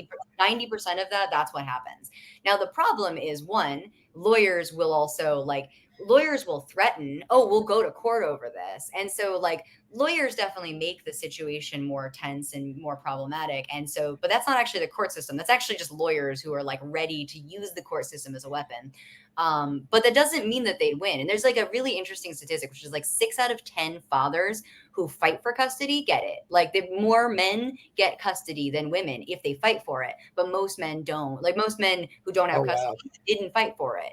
Like 60% of the time, if like 6 out of 10 men will get it if they fight for it. But their lawyers, their exes, their everybody will tell them, oh, it's going to be biased against you and you're going to lose. But they didn't bother to fight. And I always say the custody gap and the wage gap are very similar in that, like, if you discourage people from doing something, if you say, hey, STEM fields are going to be filled with like misogynistic men, fewer women are going to go into them. And if you tell men, well, like you're going to lose your kids, they're less likely to fight because you've already destroyed like a lot of their like morale. And so in that, like, okay, so we have a husband and wife, they split up, they've got a kid, and now the kid's having something where they're going to have a disagreement about how to handle it. The problem is we don't have a good mechanism for working that out, because like if the thing is like, oh, little Johnny needs this medication, or little Johnny wants to be little Janie, or whatever it is, like we need to find a mechanism that isn't the state to arbitrate between these two people. Yeah. And it sucks because like, I remember when my parents got divorced. So like my parents divorced, and like it was fairly like it wasn't like a huge deal, but I remember that like the court I did have a guardian ad litem, and what that was is like it was a court appointed person who interviewed me to find out like how I was feeling about the situation, was my home life good, etc. And so this person was hired by the state to be an advocate for me, or they might have been a volunteer, I don't know how this all works, but their job was to be an advocate for me, not for mom or dad. It was an ad, like just the child saying that they were abused, and that's like a thing that like that is one of those situations where I think like, if we're going to have a state and it does something right, making sure that if two parents are fighting and they're battling each other and they're making claims against each other, to have somebody who says, let us talk to the kid. Hey, what's going on? Has your, mommy or daddy ever done anything that hurt you? Right. Like we do need a mechanism for that. And it just like this is the part that sucks. It's like how do we create a voluntary mechanism for that? And it used to be, used to be people's churches or people's grandparents stepping in and doing so, getting involved. But Yeah. when it comes to like what medical procedures your kid needs, or or like when parents want to like move out of state for a job, and like and how that works, like the state ends up being the arbiter of it because the parents can't get along. And at the end of the day, it's because the parents aren't like, the parents decide that they'll use the government instead of making negotiation and negotiating and compromising and working together. And like, so again, that's like the people just turning to the state to solve their problems. But that's Yeah. what sucks, is like, it's really like, you don't need to turn to the state to solve your problems. Like my partner and I have a long-term relationship. We are not legally married. And if we had a dispute and decided to split, we would not be able to use the government to arbitrate, who gets what. We would have to do it ourselves because we've decided that we're adults and that we have to make these decisions as us, like not using the state apparatus to force each other to do anything.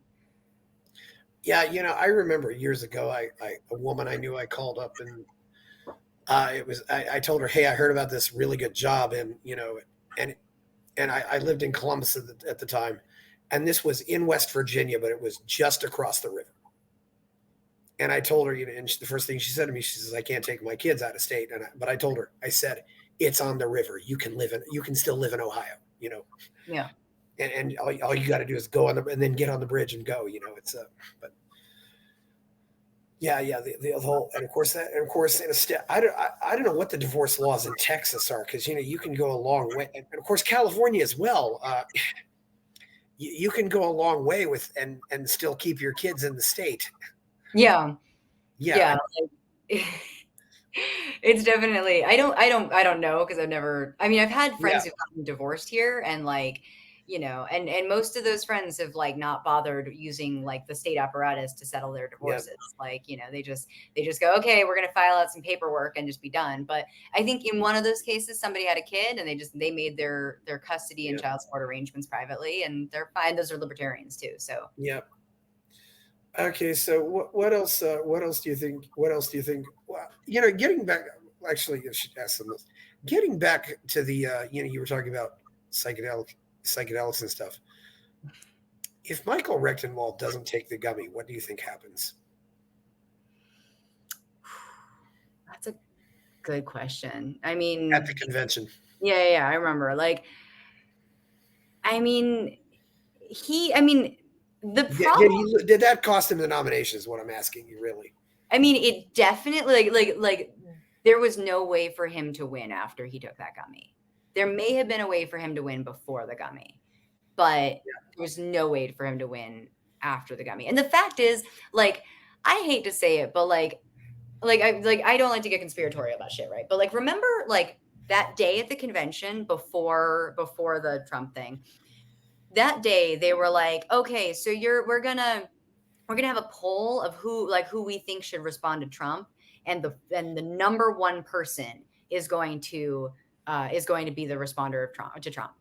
Yeah, Now, like, let's not cut the people who are running the LNC was like totally Rectenwald. Like, everybody on the LNC wanted it to be Rectenwald. Angela wanted it to be Rectenwald. Like, it was clear that Rectenwald was their favorite. And so what was really interesting is suddenly it was the top three. The top three people got to respond to Trump. And I'm not gonna like that totally made me go, okay, so Rectenwald got number three. Like, that's what, as far as I could tell, like that was my impression, is that means Rec got number three. What happened is that Chase supporters said that they would vote, said they wanted Chase to respond, but then they probably also said they wanted Mike Termott to respond, because it was like a approval voting, so you could vote for more than one. And I think that Rectenwald supporters said yes to Rec and also yes to Mike. So I actually think that Mike Termott was probably might have been, I have no idea. But like, my conspiracy theory is that Rectenwald actually had third place in that list because of the way that because the fact that he got included, like there were three people suddenly included. It really felt like that was like they were like, really wanted Mike Rectenwald on that stage. So, and I mean, I don't have any evidence for that. I just have logic. But Yeah. that being said, like, I think that like Chase Oliver and Mike Termont did such a good job at the presser. They really did. They were on a roll. They were snapping back at each other. They like it was like tag team, you're it. And so Rechtenwald, if he hadn't been high, I think he would have done better. But I think that like the dynamic between Chase and Termont got like that was really when a bunch of us started visualizing them as the candidates. And to say like they can be a good team. And so I think that I think that Rechtenwald would have had an uphill battle to begin with because I think that they brought out like the most delegates, but they definitely didn't bring out 50% of the delegates.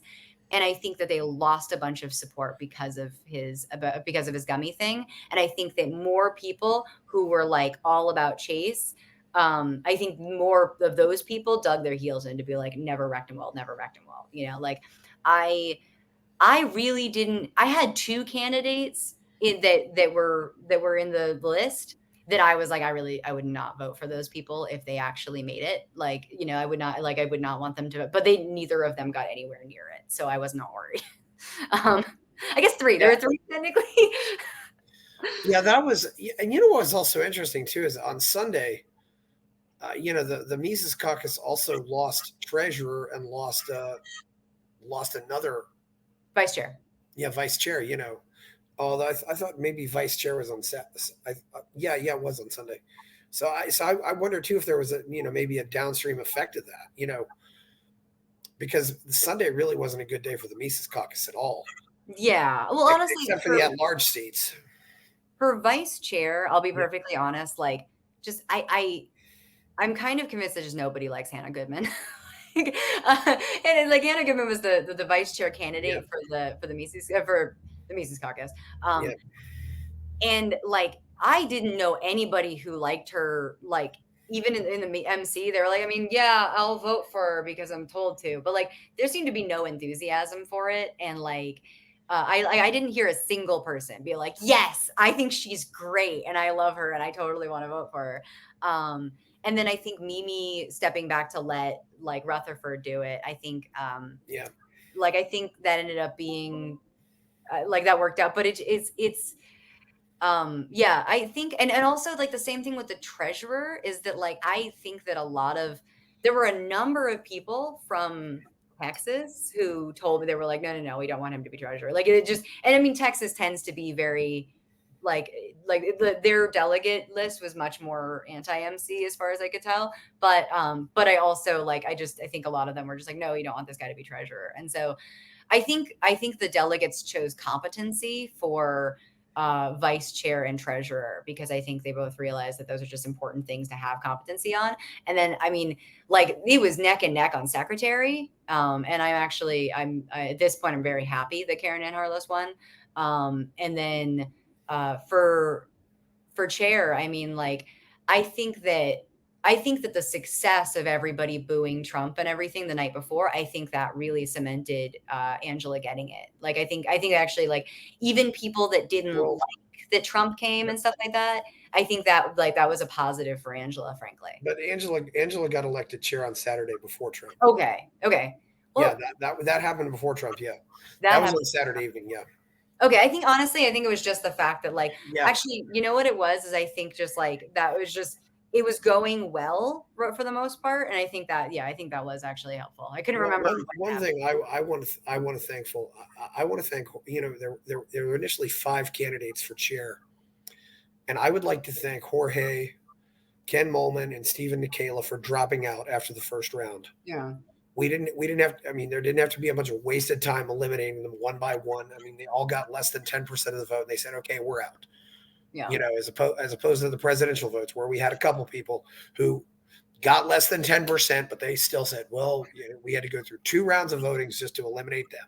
And yeah, I'm not going to mention their names, but it's interesting too, because I think that like like I like Chase. I'm very like I voted for Chase all the way around. And I didn't know when I grabbed my ballot, I wasn't positive if Chase was going to be the one I voted for. And then I was like, you know what? Like he was great last night.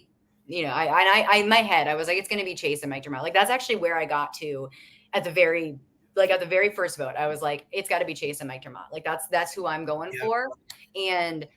Um, and so like, and I honestly, that surprised me because I was originally like, I was a little bit leaning towards Lars. I was like, I like Mike Terma. Like Mike Terma won me over during the convention. Like the days before I was like, I could be down with him. Like I actually was very impressed with our field in general. But it's really funny because I think that we had, Rechtenwald had a ton of supporters and he had a ton of never Rechtenwalds. And then Chase had a ton of supporters and a ton of never Rechtenwalds. Chases, yeah. And frankly, if either of them, and I'm like, at the end of the day, I'm happy with Chase. If either of them had said, like, if Rechtenwald had said, you know what, like, I have the most support, but I will not be able to get over 50%. There's just no way. Cause if he had that mindset and he endorsed Mike Termat, like right off the bat, Mike Termat would be our presidential candidate. But and as much I sometimes wonder if they were thinking about that, considering how much the Mises caucus seems to hate Chase. But yes, I think that could have happened. Yeah, although it would have been weird. It would have been unusual for somebody to do that, but that would have done it. Yeah. And I mean, that would be like, to be very like big picture, like that would have been the party unifying moment, because then I would have been like, Michael Rechtenwald set aside his ego and he wanted to unify the party behind somebody. And Mike Termat is a likable guy who everyone can get along with. And I mean, similarly, if Chase, I mean, like, I'm glad that Chase got the nomination, but like Chase was cutting it real close. And if Chase had it out of, had said either Mike Termat or if he'd said Lars, I think either one of them, it could have gone that way. Cause I think that those two people were less objectionable to the other side. You know what I mean? I do wonder also how it would have worked out if we'd had star voting. Right. Because, I think, or imagine you just have like 1, 2, 3 voting. You would have had a bunch of people with Chase 1 and Rechtenwald 3, a bunch of people with Rechtenwald 1 and Chase 3, but, and Termott would have probably not had any 3s anywhere. Right. It would have either been, and some of them would have had him as first anyway. So yeah, I hope we can eventually get to bylaws and platform and actually discuss these things, but we couldn't seem to get to that at the convention. We couldn't really get to it much at the last convention either. I mean, they also, in this convention, they made it shorter than usual. They they shaved off a whole extra day. And on top of that, they shaved off a day, and they scheduled both the RFK and the Trump thing into our time.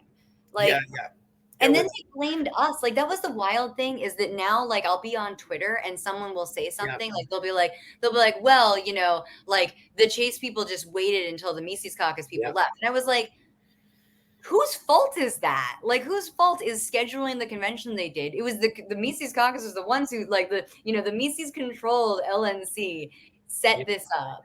And so that's on them. It seems like they're. I think we could have done. It seems like we could have done more. And I'm not. And I'm going to remember who called for the adjournment on Friday, because I didn't want to quit. I wanted to have more things going, and I said the first thing we need a bylaw that says adjournments have to be approved by 2/3 instead of a majority. And in the event of a failed adjournment vote, the person who called for it has to leave. They don't want to be there, then they're gone. So. Yeah, I don't know. Because a lot of times it's just a personal thing. Oh, I want to go. I'm going to call for an adjournment. Yeah. So, I mean, I will say I almost weaponized an adjournment in 2022. And I didn't, but in 2022, once we saw how everything was coming out for the Mises caucus, I was really afraid of losing the abortion plank, and so my plan was, after lunch that day, is to move to adjourn. And because there were a bunch of people who told me that if it came to a vote, they had to vote with the MC, but they didn't want to. Like, they would rather not come up to a vote at all. And so my first thought was, can we move to bylaws first? Let's do bylaws and then do platform. And then when I realized the platform was going to come up, I actually tried to get to the mic to try to move to adjourn. But the MC, I mean, honestly, 2022, they were extremely well organized because the MC had stacked 5 people thick, like 5 people on the MC at each mic to make sure that nobody else could get to the mic to make a motion. Like, Wow. that's what they had done. Like, and like it's one of those things where technically I could have walked up to the front and been like, Ken, just so you know, the mics are being blocked off by people pretending that they have a motion. And so I want to move to adjourn, and I'm going to do it at your mic because of that. Like, I was very tempted to do it because that you can legally do that, like in parliamentary procedure, if people are blocking you from access to a microphone. And what I did multiple times is I went up to the microphone. I said, I just want to do an announcement about my photography. And I was actually testing the waters to see if I could, if what was going on, because I wanted us to finish the Judicial Committee vote before we adjourned. And so it was only because the Judicial Committee vote kept going and kept going and kept going. But like, there were 5 Mises people at every single microphone, making sure that nobody else could come up and do anything. Like that, I witnessed it because I went to each microphone to just scope it out, and they're all just looking at their phones, at their Discords, waiting for directions. Like, Which can be a challenge because, one thing I realized, it's hard to keep a computer or a phone on all day. Sometimes you end up losing power and you don't have a lot of places to plug things in. I buy wonder battery packs. what, yeah. Yeah, those battery packs. Yeah, it sounds like to me the LPMC the Mises Caucus just had less of a presence in Washington. Yeah. I mean, I think like Dave Smith not running, like really killed a lot of the enthusiasm. And I think also like I hate to say it, but like, when the MC won in 2022, like I think Reason interviewed me and they were like, what do you think of this? And I'm like, well, I'm not encouraged by this or this, but let's see. They've got the whole LNC. They're gonna do whatever they're gonna do, and they're gonna do it without any kind of like pushback. So, and then there isn't pushback, and like they're not gonna be split in the votes at all. So what are they gonna do with that power? And I was like, I am gonna see. I'm just gonna see what they do and hope for the best, and I hope it goes well, and I'll be there if it isn't, like, because I'm not going anywhere. And like I watched and I was like, yep, I am not impressed with 2 years of the MC. Like, I'm just like, I gave you guys a chance. I was open-minded to the things. I'm not particularly compelled. So I will not be, you did not win my vote.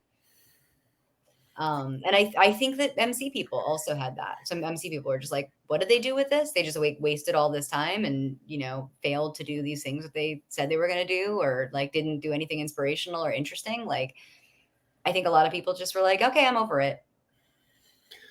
I think it's hard to tell sometimes if a strategy works immediately or doesn't work. You never know. I think it'll be interesting to see what comes in with the results of Chase's race. Yeah. And it looks like Chase is going to be on the ballot in 47 states. California, they still got to process the paperwork or something. Is that right? Or yeah, so the one thing they have to do is California requires that you do your list of electors, and they changed the requirements recently. Okay. So you don't only have 54 electors, you have 54 alternates. And so most people didn't realize that. So most people don't sign up to be electors. And so I immediately the party itself has done no email out to membership saying hey, we need registered libertarians who will agree to vote for Chase as an elector if he were to win California. Yeah. All we need is for you to be we just need your name, your address, your phone number, and and that you're a registered libertarian and that you agree to this. And the state of California, which is run by MC people that don't like Chase, has not called out asking for electors. So the Chase campaign has had to individually reach out to people to get, and the thing is too, is like so they need 108 names in order to do it. And I believe they have 108. But the problem is California will disqualify people for like the dumbest reasons. Like, oh, Yeah. this address is not the same address on your voter registration. So they need 200 people, just to make sure that like Yeah. if it's qualified. And so they have to have it by October 1st. So we've got like 11 days. And I have not seen proactive action from the Executive Committee of California to help the campaign do it, and the campaign has been doing all that work. Yeah. Well, and yeah, that would not be good, because not only that, not being on Tennessee, we're also looking at the LP not being on 3 of the top 5 states in population. Yeah, New York, Illinois. Because Illinois is lost and New York is lost. Yeah. I mean, I feel like California, like I feel like, well, Yeah. I think we have enough, we submit them, but like, I think they're just like making sure we have extras in case. Oh, But yeah. like, but the thing is, like, so I know we have 10, I think we have enough to qualify. But I do feel like leadership in California has dragged their heels every step of the way. Like, they didn't even file they had the correct paperwork for filing to have him on the ballot in the first place. Like the original paperwork that just says this is our nominee. Yeah. They had that paperwork the day after the Mhm. convention, and they Yep. sent it in like sometime in August. Oh, yeah. Speaking of California, what happened with the state convention? You were there, obviously. Yeah. What Well, about we had people who paid to be in a debate. We had people who I'm not really sure how this worked. Yeah, no, there was it was actually, it's funny because the chair of California liked to brag about like how much alleged money we made and stuff like that. But what was funny is that it was the lowest attended convention in terms of delegate count that we'd had in years. Like I think there were 118 delegates, and like it was way bigger like the 2 years prior. Like 2022, there was way more delegates. I think we pulled up the numbers, and I was like, wow, that was like, oh, that was the thing, is that California has we have a convention every year. People don't realize that, but we have a convention every single Yes, year. some states do. And so on odd numbered years, we elect like half of our executive committee, and the odd numbered years are way less attended. Like they're worse attended than the even numbered years. So the even numbered years, you're like getting people to go to national, right? So the odd numbered years are definitely like there's less attendance. But there was, I believe, if I remember correctly, the number of delegates at the previous year's convention, which was like, out of the way for a lot of delegates, and was not an important year in terms of the like the like, it's not, trying to get delegate to national or anything like that. There's no presidential candidates. Actually, that's a lie. Chase and Lars were both there that year. I believe there were more delegates at the 2023 convention than at the 2024 convention. Wow. Like, and like, I mean, it was close. I think it was actually close, but it was like still like this is like, what, this is an off year. And so, we did have, like, obviously there was, RFK came and spoke. I would have taken pictures, but the chair of the California executive committee decided he didn't want me to take pictures because I hadn't paid for a ticket. And I was like, well, that's fine. I don't have to pay to have dinner with him. I don't need to have lunch.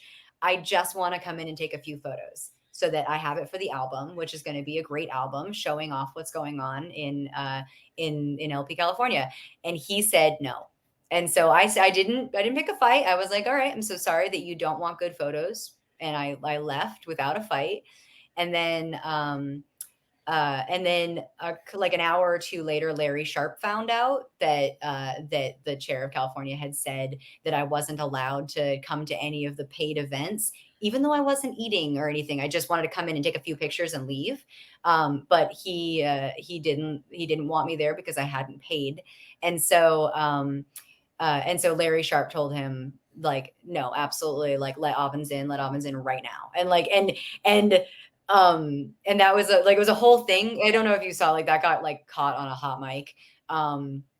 But I don't think I saw that. Yeah. oh no, so he got caught on a hot mic where he was complaining about me, and Larry was like, I don't care. We want Avens's photos. And so for the rest of the convention, I was allowed to photograph everything.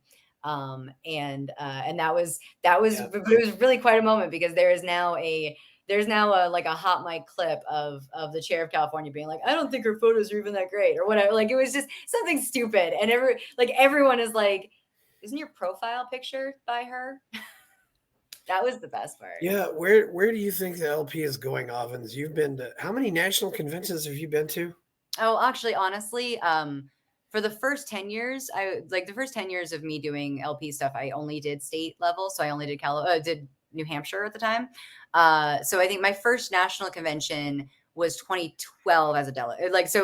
Before Okay. that, I think 2008, I wasn't a Yeah. delegate, but I was very, I remember that, like, I really wanted to be a delegate. I couldn't afford to do it that year. And so in 2008, like, a bunch of people went off to do it. And I remember being like, please vote for Mary Ruwart. And I was so mad when they came back. I was like, Bob Barr got it. And I actually, in that year was the year that I proposed that we disaffiliate from national over Bob Barr. So, I've been a shit stirrer, but it was 2012 to 2012, 2014, 16, 18, 20, 22, 24. Yeah.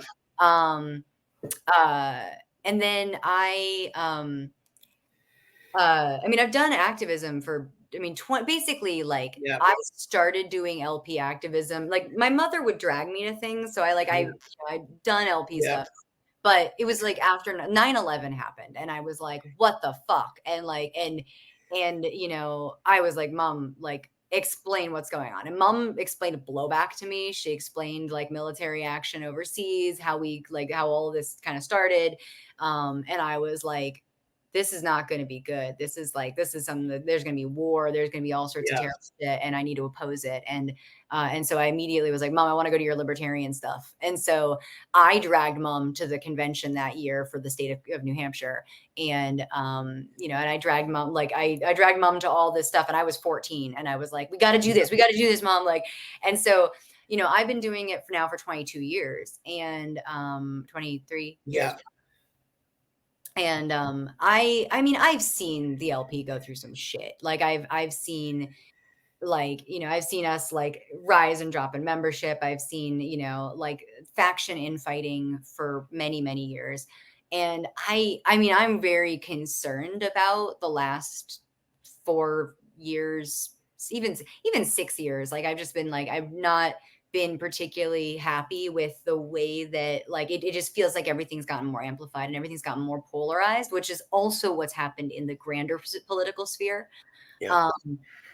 I would just like to see the Libertarian Party, supporting libertarian candidates, doing libertarian, just, sticking with the brand. One of the things that disturbed me a little bit is, like, I went to Freedom Fest this year. And when I went to Freedom Fest, I walked by the LP booth, and it took me 2 walks by to notice it, because there was nothing that said libertarian on it. Like, at first, like, you had to look. It said, like, defeat the deep state. That's all it said. And then I looked on the table. There was nothing about Chase Oliver. Like, there was no literature about Chase Oliver. Like, the word libertarian didn't even seem to be, like, a focus. It was just like, defeat the deep state. And then it mentioned the Libertarian Party, but you had to I was like, why is this so, like, undersold? Like, the word libertarian is so undersold, and, like, from the Libertarian Party, So sorry, I didn't answer your question, which is, where do I see it going? And yeah. That's what I wondered. Where do you see it going? What do you think happens in Grand Rapids at 2026? I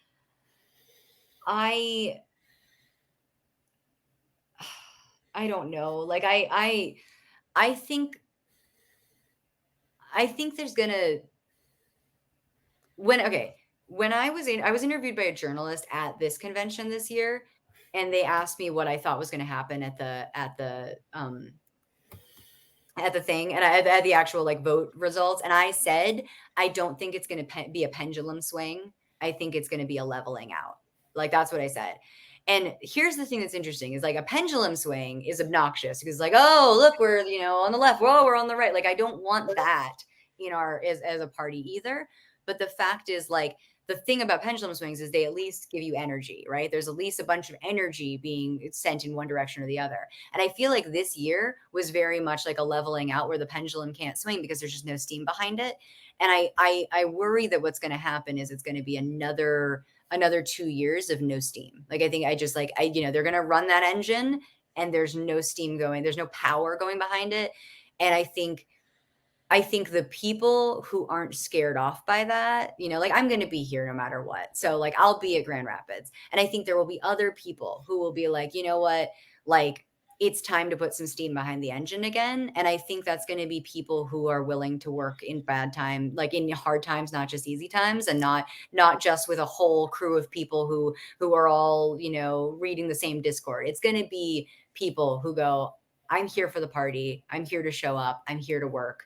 And so I think Grand Rapids could be a good year in that it won't have the level of enthusiasm. It'll just have people who are willing to work and willing to do something without that excitement. And it sucks because it's going to be a trudge. But I think that like that's how you get a party that's functional and not embarrassing. Not how we've been doing it the last 2 years. I think I imagine it'll be a very low attended convention, but who knows? And I mean, maybe that's good because if it's only the people who are willing to do the work who show up, maybe we'll get to platform, maybe we'll get to bylaws, we'll actually do something effective because it'll stop being about MC versus whoever the anti-MC people are, and it'll just be like, yo, here's the people who are still here to do the work even after all the excitement went Yeah. away.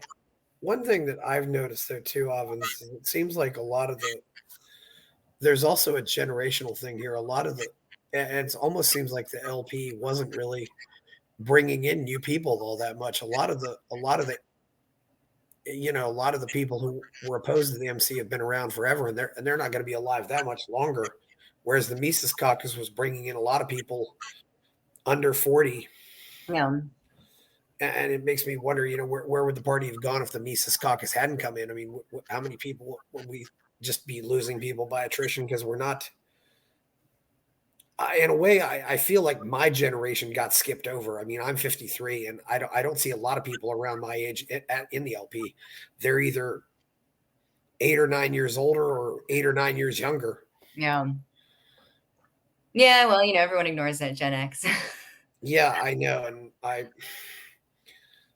don't know. Yeah, I'm not complaining. Just I wonder how how they were getting young. I think a lot of people probably joined the LP in their 20s, and that's just when they're thinking about these things.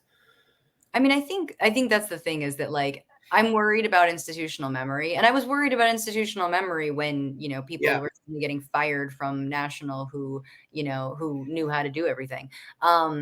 But I worry about institutional memory, and I wish we had a better system for preserving that throughout like our just the tenures of the LNCs. Because I really yes, there's so much. The thing that drives me nuts about the LP in general, but especially like the new like the MC thing, but like but even before that, is like one of the things that can be toughest in the LP is people who come in, they're excited about the ideas, and then they want to reinvent the wheel. And there's a bunch of older people that are like, whoa, we already invented that wheel. Like here's the wheel. Like just know that we've already done this and it didn't work. So like maybe like if we're gonna do that, we do it a different way. And I know that like older people who are like, no, no, no, we already did that and it didn't work. They're fucking wet blankets. I recognize that. yes, But that being said, like I have watched us spin our fucking wheels doing things over and over again every 4 to 8 years. I've watched as people try again to do something that like they didn't need to do it that way. They didn't need to waste their energy on this thing. They could have had their energy better asserted this way. And I think it's been a failure of leadership from the older generations to recognize that like we need the steam power of young people. We need the energy of yeah, young people, but we need to help direct them. Hey, like that's a great idea. Here's how we can do that. And so I think honestly, I think we need to see more leadership from people who have been around for a long time. I think we definitely need to like we need to do more recruiting. We need to bring in more people. But it also sucks because like the toxicity of the party means that like I don't really like I have lots of friends who are casually libertarian interested and they could even become hardcore and I'm just like don't involve yourself. Like don't like yeah. this will drive you crazy. I've got an activist like that I regularly see here in California who, you know, had been kind of swept up in an MC current and just like they're just like, yeah, I don't really I'm thinking about just getting involved with the LP, and I'm just like just by itself without MC involvement. I'm just like, I mean, you can, but it often feels like a waste of time because it's just like it just if there's toxicity and there's just like it just like there are so many better things to be doing with your time. It's why I focus on my business. Like, of course I do LP stuff, but LP stuff is my lowest priority. Libertarianism is one of my highest priorities, but I'm going to serve that through my business way more than I'm going to serve it through and just being an advocate, and way more than I'm going to through the party. Yeah, you see a lot of people who leave the LP and they might go work for the Marijuana Policy Project or U.S. Term Limits or some other organization, and I think they feel like I don't know if the party brings out the best in people, and it also seems like we have a lot of people who are just out of position. We've got somebody in the outfield and they'd be better at third base. We've got somebody in, who's a catcher who'd be a better who'd actually do really well as a pitcher, but Yeah. we've I'd be interested in seeing Lars Mapstead as chair. Like, I think he'd be an interesting chair. But he ran for president, and I'm trying to push him to run for governor. Yeah, I'd like to see Hornberger. I'd like to see Hornberger maybe on the LNC. And Avens, that was another thing too. We couldn't find somebody to run for governor in 2022, but we had 3 people in 2024 from California who all had the time and money to run for president. I wish we could have had one of those people run for governor instead. So I agree. I will say that the California system has discouraged a lot of libertarians because of top 2. So like if you're a libertarian who's running for governor, Yes. like it really fucks us. Like the top 2 situation has made it very, very difficult for like a California libertarian to be like, yeah, I want to vote for, I want to run it for governor like that. I get it. But I think Lars has a better chance than anybody else. Like I find this because I think the top 2 system actually would possibly make it easier for a libertarian to get into the top 2. It does in smaller races. But you have, I mean, if you're going, it doesn't matter if you lose at halftime or lose at the end of the game. You've Right. lost either way. It's I hear that one a lot though, and I know apparently some people have said that it's made things worse. I really hope the LP also drops ranks choice voting and gets more behind star voting, but Yeah. I think because I like star voting better. Yeah, I think that the thing with the top 2, and it's been interesting because Yes. for example, like Mimi Robson, former chair, and she ran in a congressional, I think for Congress, whatever. Like she Yes. ran for office, and she and like the Republican didn't do that well, so it ended up being her versus the Democrat. Democrat still won, but she got a much larger percentage because she was the only other person on the Yes. ballot. And so if we use it strategically, like we could see a lot of potential benefit.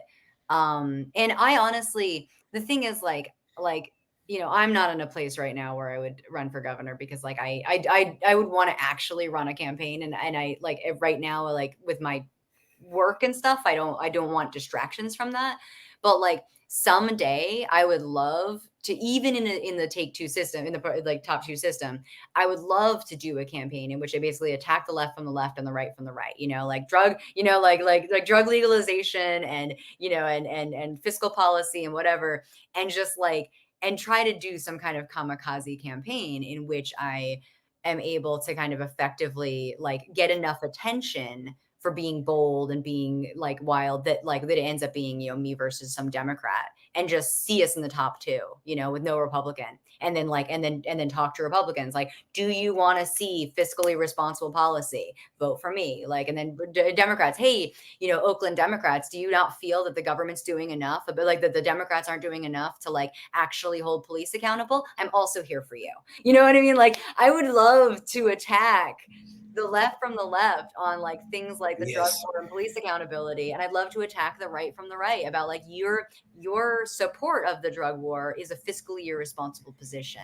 And I want to talk about lowering taxes and lowering regulations and lowering these things so that we can have a better economy and a better, economic system. And I would love to do that, but I also one, it's not my place right now. I just can't do it right now. I cannot put that energy in for that. But also that's the time in which you need to take advantage of something. You need to go here's the way to play the system. There's a game, you got to figure out the rules so you can break them correctly.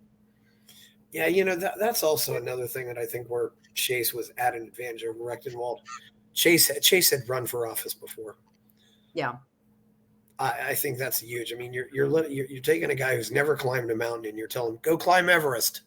No, I don't think that's a good idea. Yeah.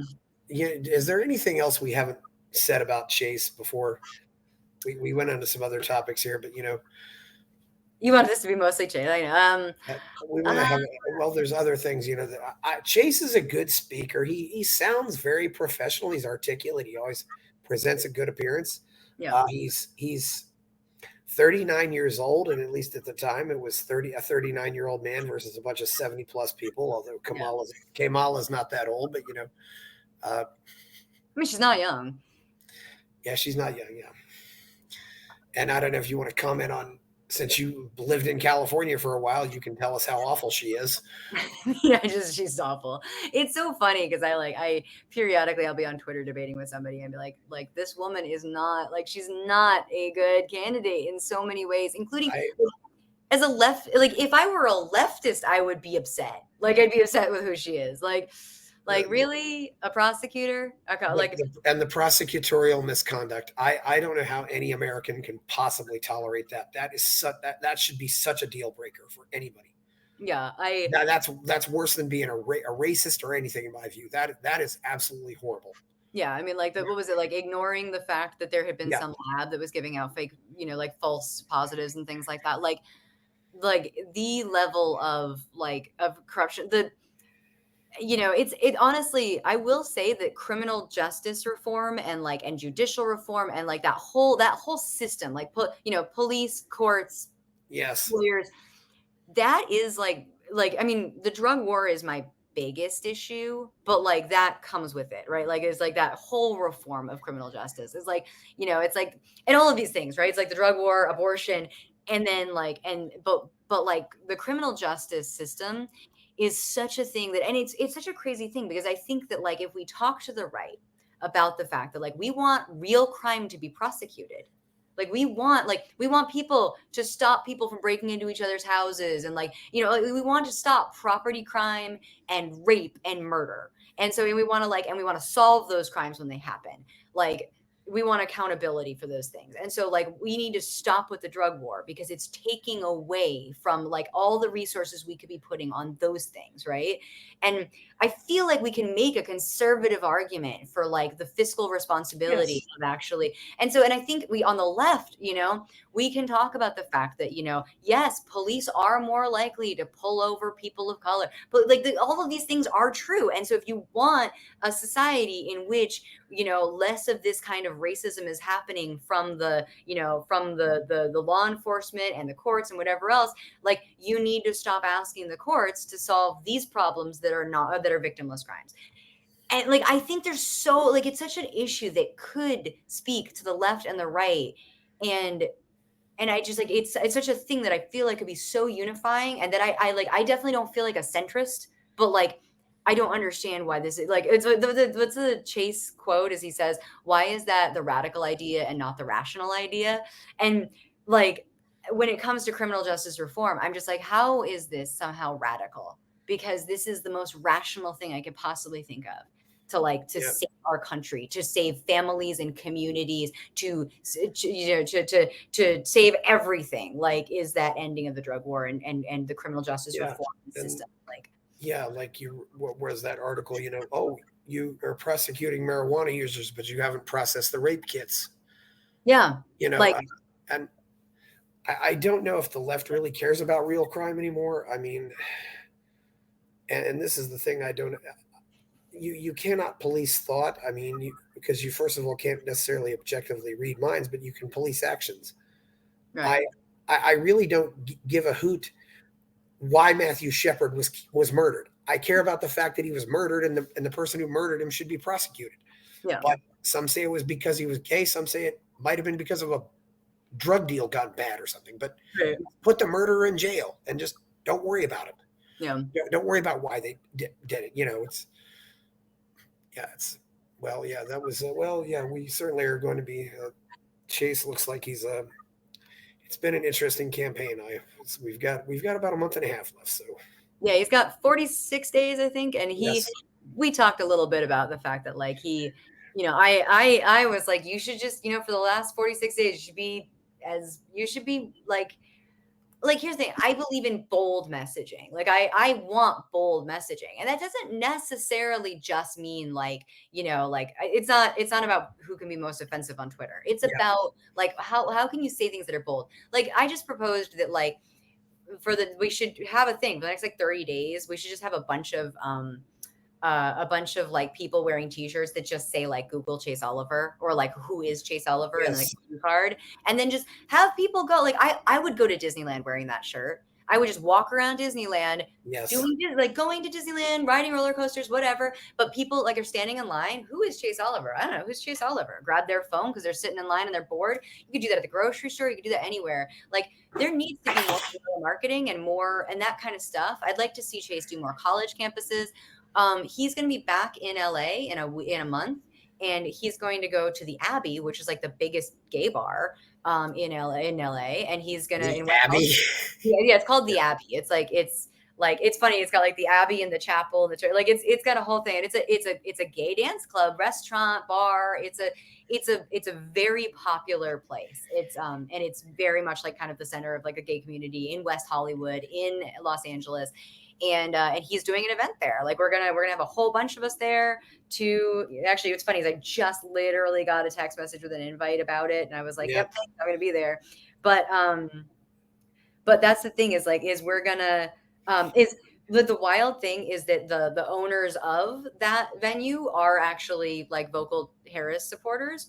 But that being said, like there was an activist here in LA who emailed and called like all of the gay bars in LA to be like, will somebody let him come and speak and talk to people and throw an event?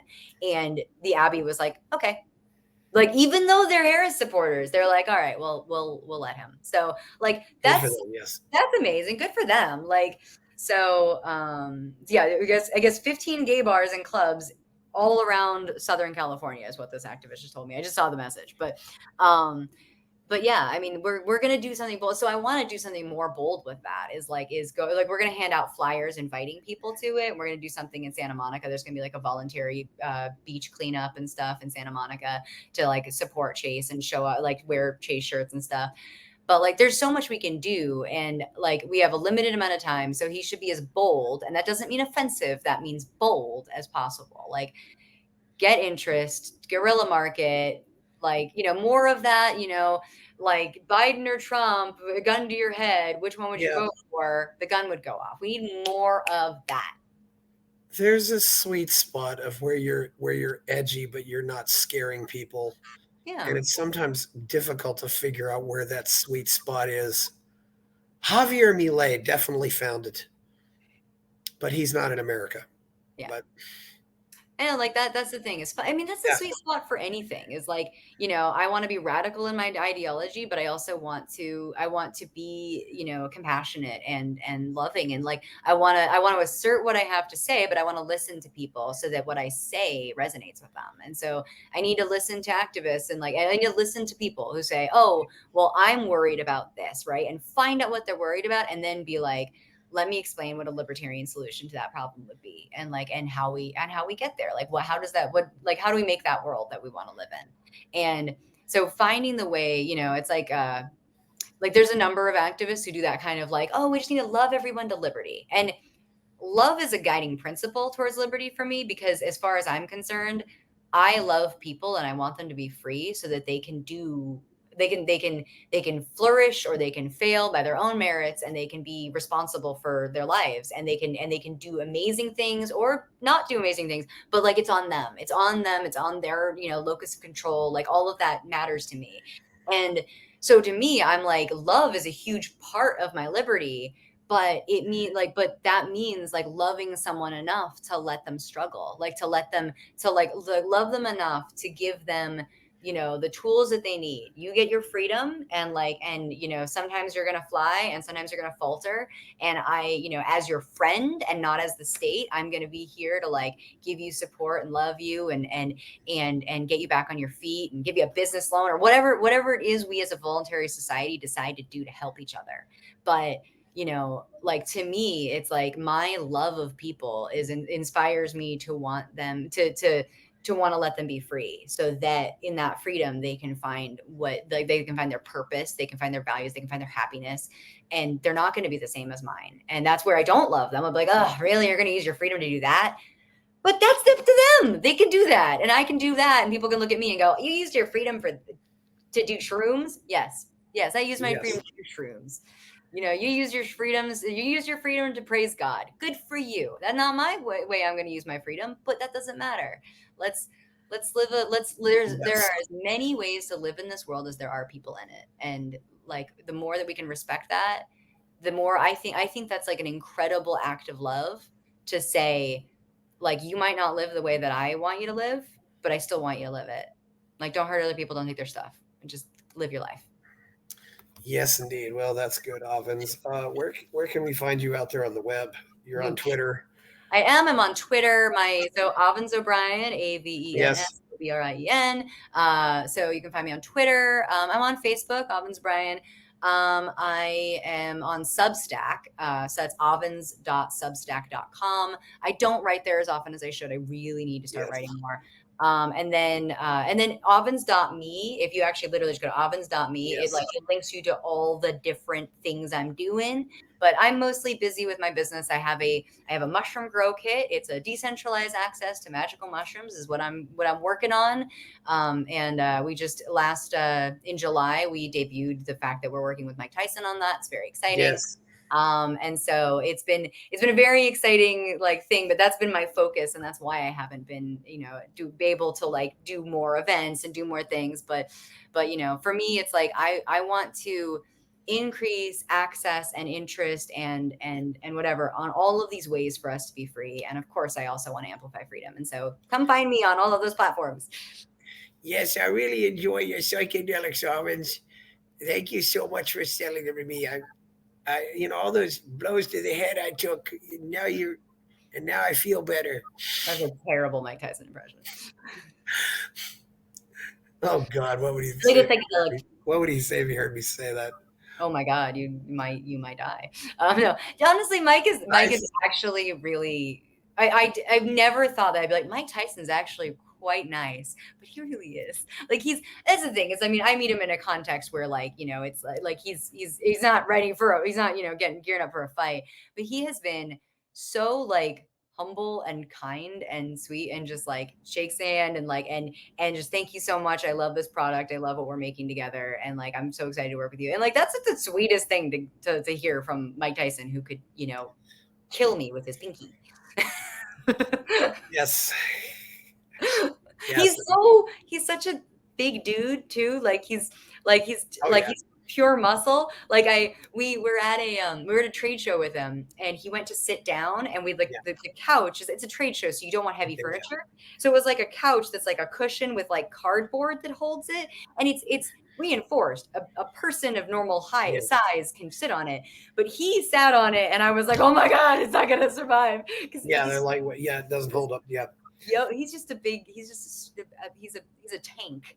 And he was so non-threatening despite that. Like he kind of averts his eyes a little bit, like he looks you in the eye, but then he kind of looks away. He's very quiet, and he was just very nice. Like he was very like complimentary and very nice. And every time I've talked to him, I've just been like, Mike is such a sweetheart.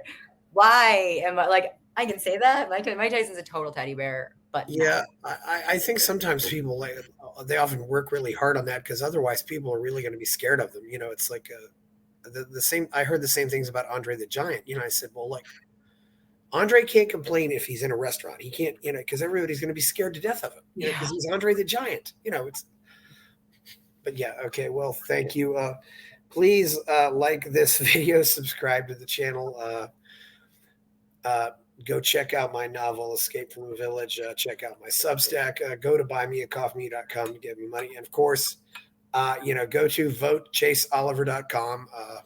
I'm not getting paid for this, but I'm Chase has my vote. I've been voting Libertarian since as long as I've been voting. So I'm not going to stop now. I'm not working. I'm not officially I'm not paid on the campaign. I volunteer my time, whatever. But I'm doing this because I love libertarianism and I think Chase is great. And I think that people should vote for him, especially vote for him in general. But if you live in a state that's going to go blue or going to go red, you have just nothing to lose and there's only things to gain. Yes. And who knows, maybe it'll go to the House of Representatives. I don't know. I would love to stop 270. That's the thing I liked about the Lars campaign is I would love to stop one of the candidates from getting 270, or both the candidates from getting 270. Maybe if our Libertarian presidential candidate went all in on New Hampshire, and that would be 4 electoral votes. That might mess things up. I honestly have no idea how this election is going to go. I don't want to make any predictions about it. Yeah. Thank you and have a good day. We're out.